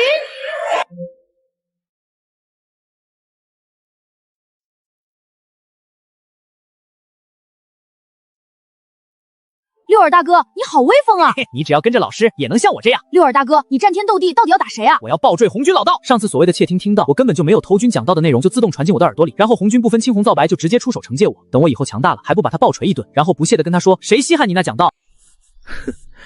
你现在的境界离红军还差得远呢。喏，画好了，你看看如何？感谢老师赐画。哇，这就是我心中的魔猿战天斗地。我目前的画技已经远超了幼儿园时的水平。就是小学生水平吧。此画我运用了写意白描之法，内蕴战之大道，你细细品味，定能受益良多。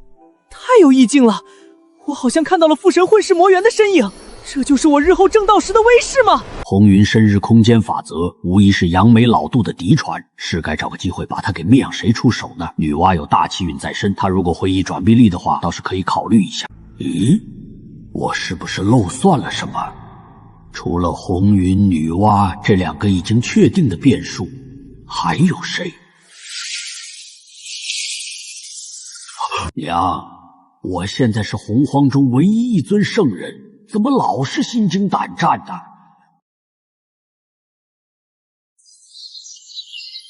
兄长，以后万不可帝君太医来往了，不然又会伤得这么重。我这一身的伤，还不是被你打的？知道了，小妹，我以后绝不跟帝君太医来往了。兄长果然是明白事理之人，以后妖族但凡有什么事，你都不要瞎掺和，明白吗？小妹，我与妖族的因果是好是坏？死。妖族到底会遭遇怎样的劫难？连带着我都只能落得身死的下场。可是你的老师太玄道人说的，老师口断乾坤，不会有错。太玄道人，他到底是什么人？偷袭洪荒大事，那得是什么样惊人的存在？难道他生来全知全解？兄长不必多想，我在老师的指引下已有破解之法，你安心养伤吧。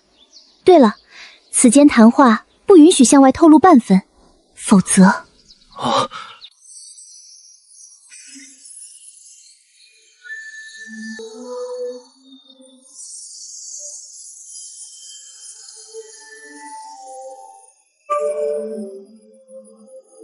这般盛大的场面，当日仙庭建立时都远远不如，还是帝君与太医这两兄弟号召力强了。洪荒大能都来了一半之多。今天道在上，圣人见之，吾乃妖皇帝君，挟帝东皇与洪荒妖族共建妖族天庭。今后当以洪荒苍生为念，造福洪荒妖族天庭。立。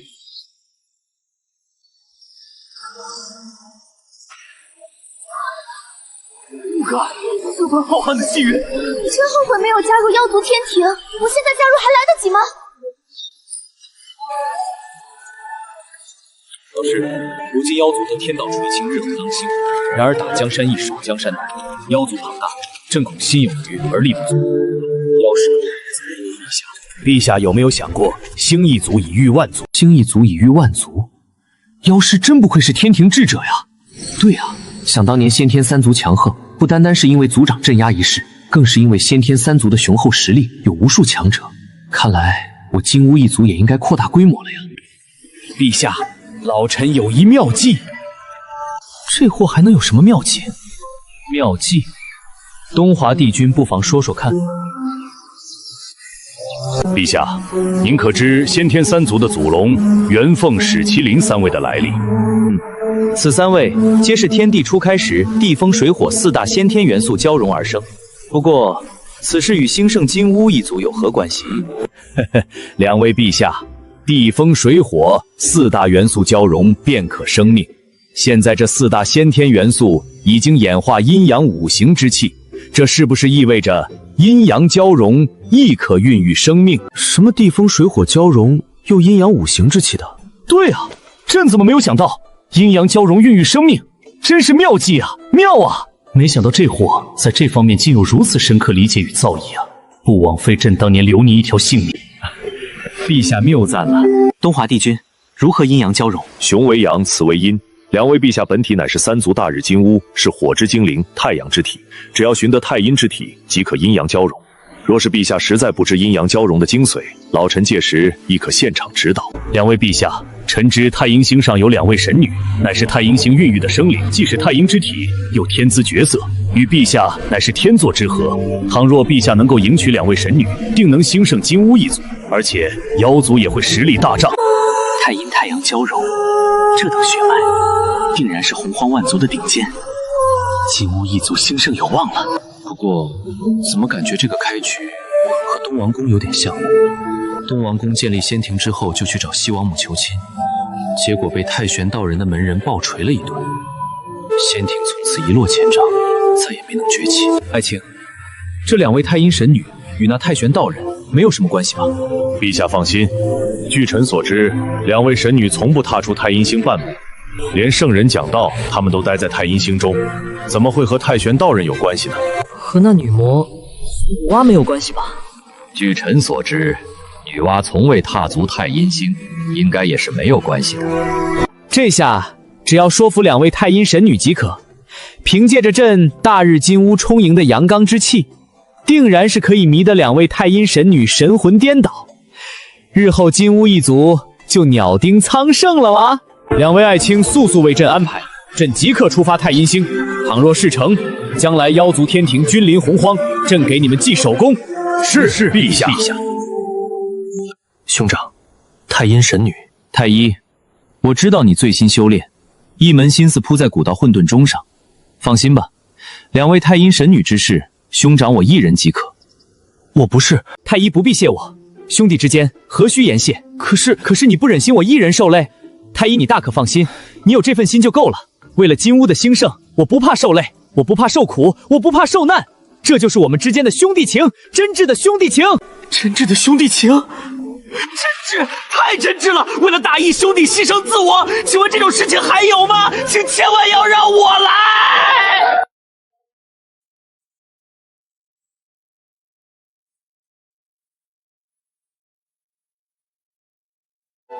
姐姐，又想起你的老师啦。是啊，我与老师不见已经2万年有余，不知道他没有侍奉在身边的日子是否习惯。姐姐，你的老师到底是个怎样的人？化形之时，我比你先一步，悄悄跑出太阴星，这才遇见了老师。而你因为晚一步化形，加上胆怯，不敢迈出，错失了拜师的机会，可惜了。老师是洪荒中最高深莫测的存在，风华绝代，冠绝万世。姐姐，你说的我也想见他了，始终没有老师的消息。不过老师说了，只要能度过亮劫，就自然能够见到他。姐姐，你的太阳法则领悟几成了？已经7成有余，但许久不得寸进，不知是何原因。已经7成这么多了，那姐姐离正道混元不远了。我还没有领悟一丝法则呢。姐姐，你当时是怎么领悟法则的呀？很简单呀，待在老师身边，自然而然就领悟了。姐姐，你又逗我，说正经的。好了，老师曾说，太阴神女常西天与太阴法则亲近，领悟法则的契机就在先天灵灵月桂树上。月桂树吗？月桂树全称太阴月桂树，月之灵，太阴之灵，内蕴太阴之道。在洪荒中，内蕴大道法则的灵根岂会是凡品？所以老师才说，领悟契机就在月桂树上。到底怎样才能领悟到太阴法则呢？两位太阴月神，你们的真命君子来了。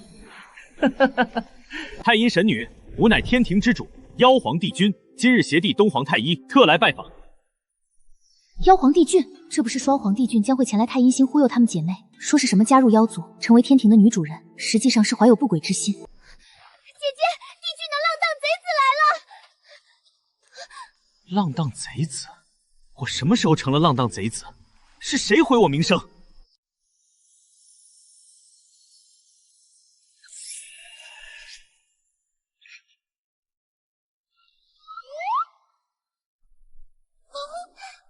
这声音的来源是太阴神女吗？如果是太阴神女的话，好像他们对兄长弟局的印象不太好啊。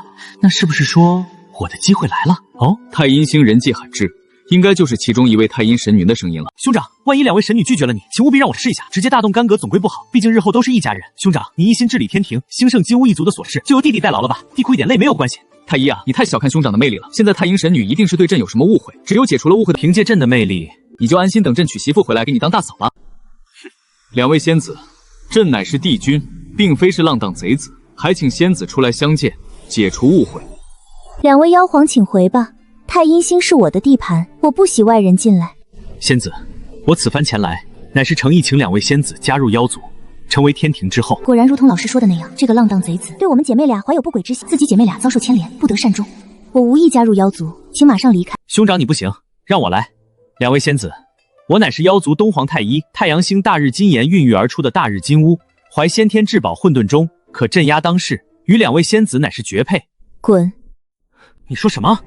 哼，我姐姐都叫你们滚了，没听清楚还是不要脸？2位仙子，朕本欲先礼后兵，因为毕竟以后都是一家人。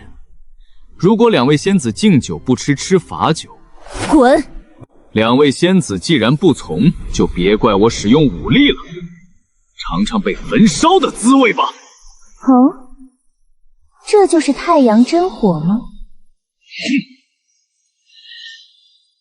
姐姐，这太阳真火乃是先天10大本源之火，务必小心。妹妹，你放心好了，这是以前我给老师烧水泡茶的火苗，不知道比你那太阳真火如何？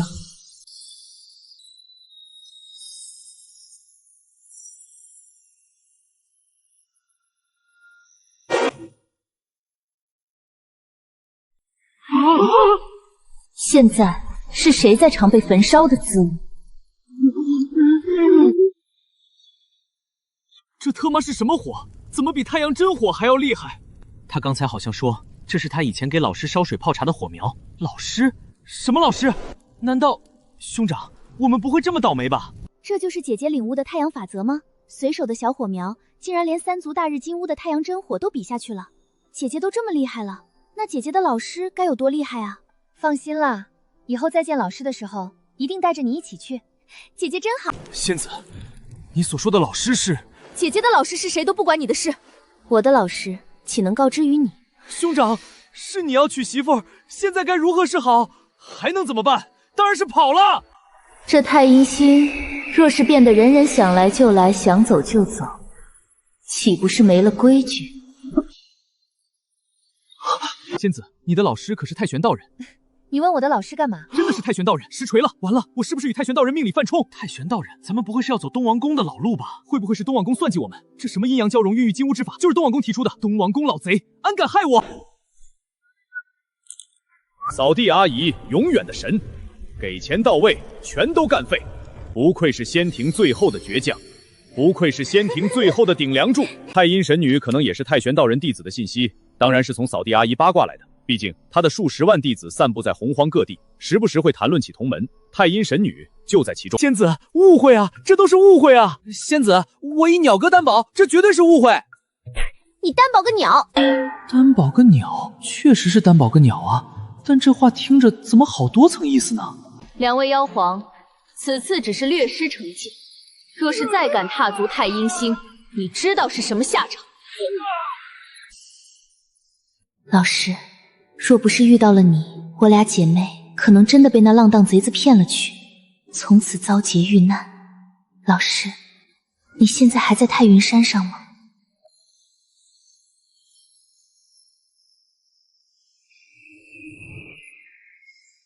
东王公，你给我等着！太憋屈了。陛下，老臣救驾来迟，让2位陛下受挫了。陛下，你不能死啊！妖皇陛下昏倒了，快送回天庭！东华帝君，你个老贼，安敢害朕陷于危难之中？东皇陛下冤枉啊！老臣为天庭担心竭力，岂敢害2位陛下陷于危难？太阴神女之事，你作何解释？老臣也早就想问陛下，太阴星上究竟发生何事，令2位陛下及妖师受如此重伤？你个老狐狸，都是你搞的鬼，你怎么会不知道？现在还假装不知，反客为主，倒问起我来了。朕问你。阴阳交融、孕育金乌的主意是不是你出的？是。太阴神女是不是你举荐的人选？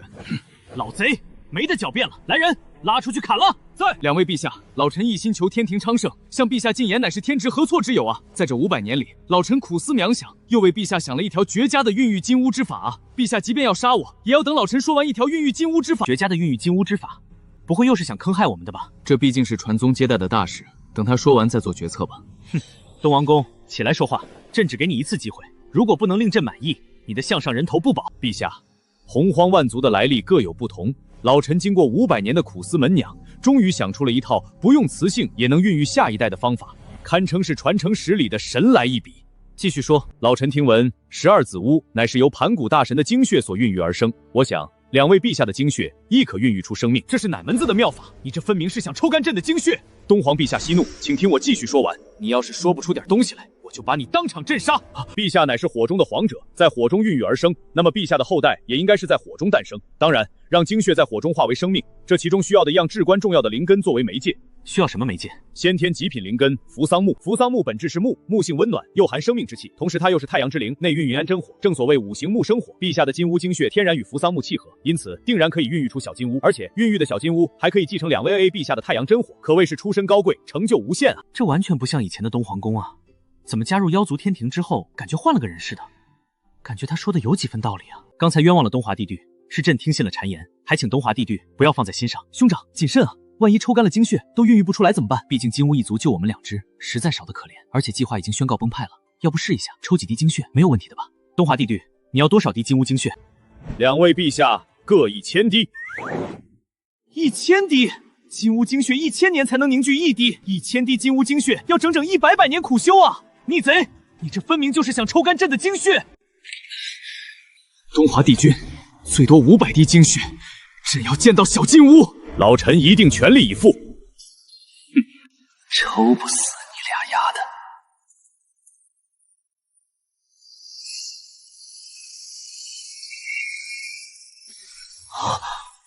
朕有后代了，金乌一族要崛起了！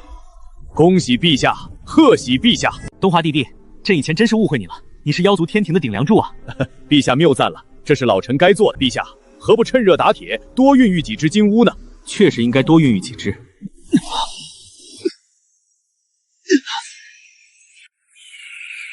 那是我俩整整500万年的苦修。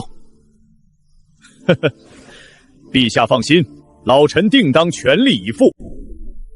乖儿子们，快快长大！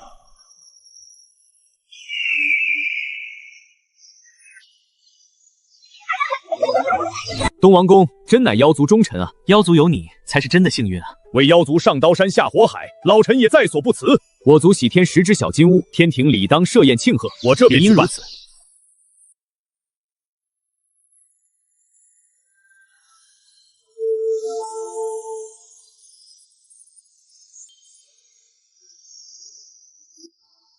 恭喜妹妹了，成功领悟到太阴法则。嘿嘿，都是姐姐教导有方。我现在能不能拜入姐姐老师的门下呀？你要拜入老师的门下呀，这得到老师点头才行啊！怎么才能见到姐姐的老师啊？女娲姐姐曾说，正道混元时呼唤老师的真名，老师就会听到，那时说不定就可以见到老师了。正道混元呀，姐姐你已经领悟7成多的太阳法则了，还差1成1多就可以正道混元了。不在老师身边，领悟太阳法则的进度越发艰难，我已经数千年没有寸进了，不知道何时正道。放心啦，以姐姐的天资，一定能够正道混元的，只是等一个契机罢了。到底什么才是我的契机呢？姐姐，我知道你的契机是什么啦。什么契机？姐姐的老师说，我领悟太阴法则的契机就在月桂树上。那么姐姐的契机就是扶桑木。扶桑木先天10大灵根，为太阳之灵，蕴含着浓郁的太阳法则。若是领悟太阳法则时有扶桑木在旁，定然是事半功倍。只是这扶桑木只能扎根太阳星处，别指恐怕会枯萎。那太阳星又是地距和天庭所在。姐姐，你忘了上次帝君太医2个登徒两子还想对我们用强，要不是姐姐实力强横，我们就遭了他们毒手了。说的也是，他们不仁在先，休怪我们不义。我便征用太阳星和扶桑木正道混元之后再还给他们，这才是我的好姐姐。你们见到10位殿下了吗？出身就是太乙金仙，甩了我们10几条街啊！不愧是2位妖皇，血脉强大，堪称无敌啊！有了10位殿下，假以时日，我妖族定然要大兴啊！金乌一族的昌盛，可都寄托在你们身上了。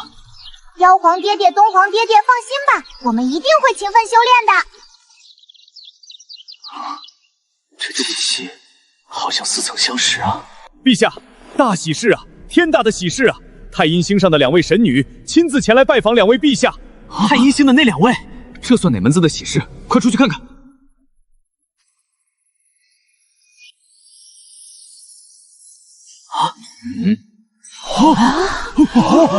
尔等前来，所谓何事？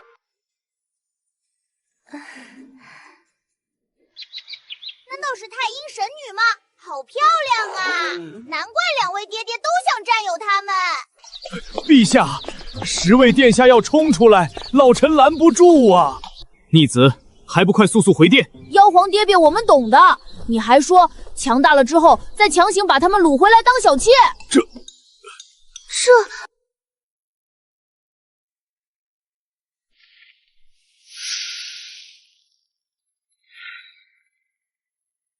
帝君真是贼心不死，还以为金乌的昌盛就寄托在你们手上，没想到金乌一族马上就要毁在你们的嘴里了。逆子，这特么是真的坑爹啊！麻了个巴子，东皇宫老贼，是你干的好事，老臣冤枉啊！上次略施惩戒，以为你们会记在心中，岂料你们仍是这样的浪荡贼子。本来想与你客气的谈谈借用扶桑木与太阳星的问题，但是现在立刻给我乖乖滚出太阳星！西河，你不要欺鸟太甚，滚出太阳星，还想占据我的扶桑木，我妖族天庭的脸面放哪儿搁？圣人钦定洪荒群仙之首在此，岂会容许2位神女在此放肆，扰乱我天庭秩序？来战啊！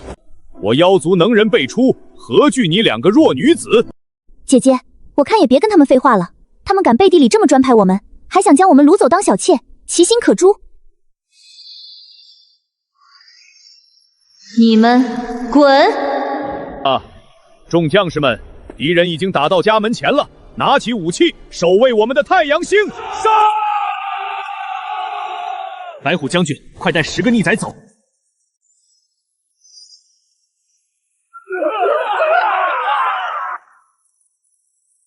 高端的食材，往往只需要简单的烹饪。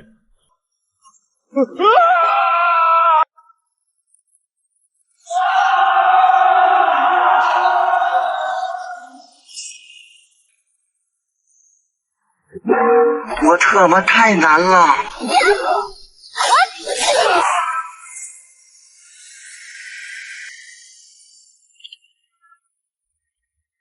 妖族发生了什么大事？一个个都被从太阳星上丢了下来。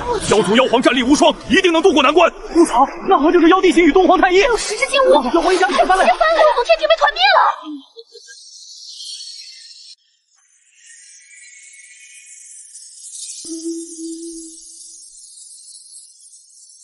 姐姐，我说的没错吧？这就是你的契机。就你最机灵了。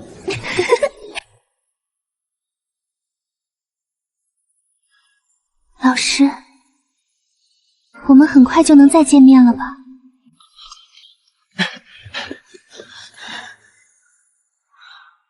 道祖，不好了！何事如此慌张？帝君与太一2位师兄被轰出太阳星了，无数妖族落入了巫族的腹中。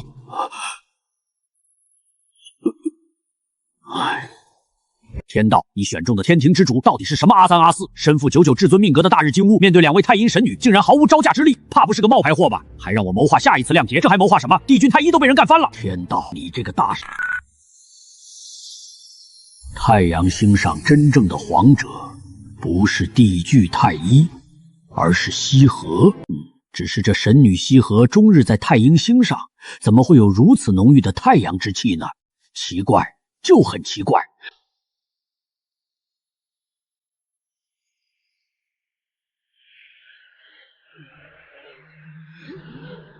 白虎将军，可有联系到其他余部？回东皇陛下，腾蛇、碧华、金朝3位将军那里聚集了几10万兵将，其余不知。怎么这么少？回妖皇陛下，大多伤势较重的妖族儿良，落入不周山中，都被那巫族分而食之，连魁牛将军都落入了那紫巫的腹中。魁牛将军可是大罗金仙中期的修为，乃是妖族肱骨啊！没有折在西河的烈火里，竟然被紫巫分而食之，岂能不怒？巫族这一群蛮灵之辈，竟然敢欺我妖族，趁机落井下石，日后重建妖族天庭时，此仇必报。东皇爹爹，为什么要等到重建妖族天庭时再报仇？现在不行吗？是啊，为什么现在不去报仇？是东皇爹爹太弱鸡了吗？我们现在就去报仇！就是你们这些逆子惹的祸！我特么非得打死你们这些逆子！你们到底是不是老子的亲儿子？竟敢如此坑爹！太一，我来助你一臂之力。2位老爹，我再也不敢了。老爹，我一定乖乖听话。兄长，太阳星已经被西河占领了，我们想回去重新聚拢妖族是不可能了，需要另寻一个福地，重建天庭。当务之急不是重建天庭，不重建天庭，难道就此解散吗？太一，你先听我说，我们从化形而出到现在，所遇到的不顺之事，不是女娲就是西河。但是这个跟重建天庭有关系吗？有关系，有大大的关系。你有没有发现，他们之所以这么肆无忌惮的欺负我们，是因为他们身后站着一位高人，而我们却没有一个靠山？好像是这个道理。他们若不是得那什么太玄道人眷顾，凭借我们的根疆与天资，又怎么会逊色于他们呢？所以我们当务之急是要寻找一位靠山，再重建天庭。你是说，咱们要拜在道祖门下，请道祖护持我们？正是如此。如果得到道祖的护持，即便是那什么太玄道人亲至，他也得给我们几分面子。到时候别说巫族，就是女魔头、女娲和西河也不敢妄动我们。对，道祖无所不能，乃是当今洪荒第一人，我们又可以重回鸟声巅峰了。哈哈！事不宜迟，我们马上去混沌紫霄宫求见道祖。我们翻盘的机会来了。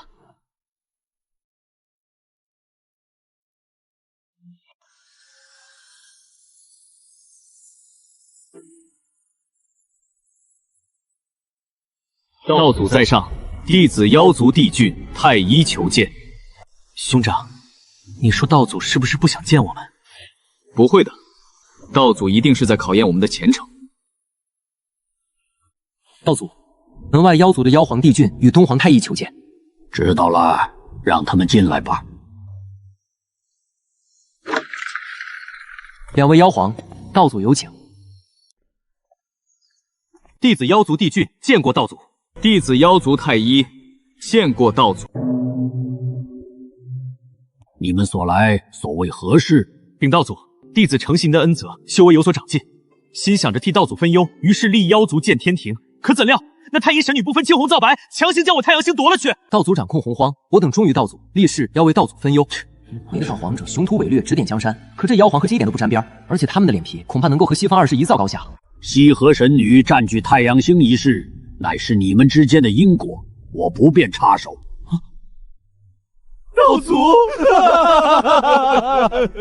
道祖若是不为我兄弟俩做主，洪荒就没我们的容身之地了。上来就在紫霄宫里哭，这都是跟谁学的？得了得了，收起你那虚假的泪水，别特他妈恶心我了。行了，都别哭了。你们的来意我已清楚，你们且在33天上重建天庭吧。拜谢道祖。另外，你们半生至宝各含有一道杀阵，你们好生领悟，可作为护卫妖族天庭的大阵。恳请道祖指点。混沌中内可参详诸天星辰运转规律，悟得周天星斗大阵，何除他书仿照山河川脉走势，布下这两大杀阵，周天星斗大阵、混元杀阵。如果领悟成功，可保妖族昌盛。多谢道祖指点迷津，多谢道祖指点迷津。好了，你们退下吧。是道祖。待我们重建天庭，领悟了两大绝世杀阵，女娲、西河还有巫族，你们就等着我君临洪荒吧。有了红军道祖为我们撑腰，必将能够重铸妖族的荣光。太玄道人来了也没用。哈哈哈哈！封山大阵屏蔽天机，隔绝因果，丝毫不用担心被卷入洪荒纷争。鲜果鲜酿管够，还能栽花种草、写字作画、遛猴斗雀，时不时打个野兽回来弄个麻辣火锅，岂不美哉？啊，六耳大哥，你怎么修炼的这么快？还领悟了一丝什么战之法则？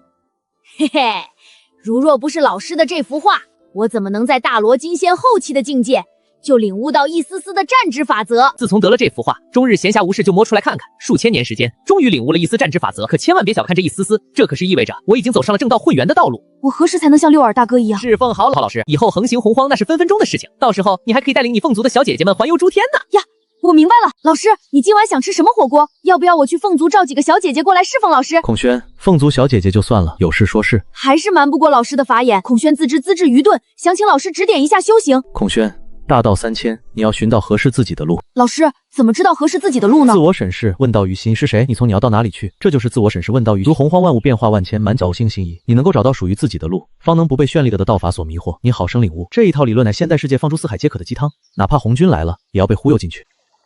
多谢老师教诲，记得去打理好仙草原，今晚吃牛肉火锅吧。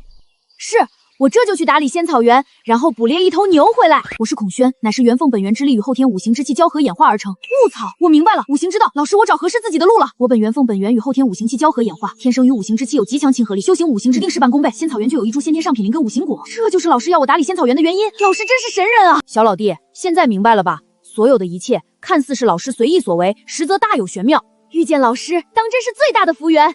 有时候我都怀疑老师将那么多师兄师姐遣散下山，是在下一盘大棋。这棋有多大？很大很大。下什么大棋？我只想快点和那些弟子们见面。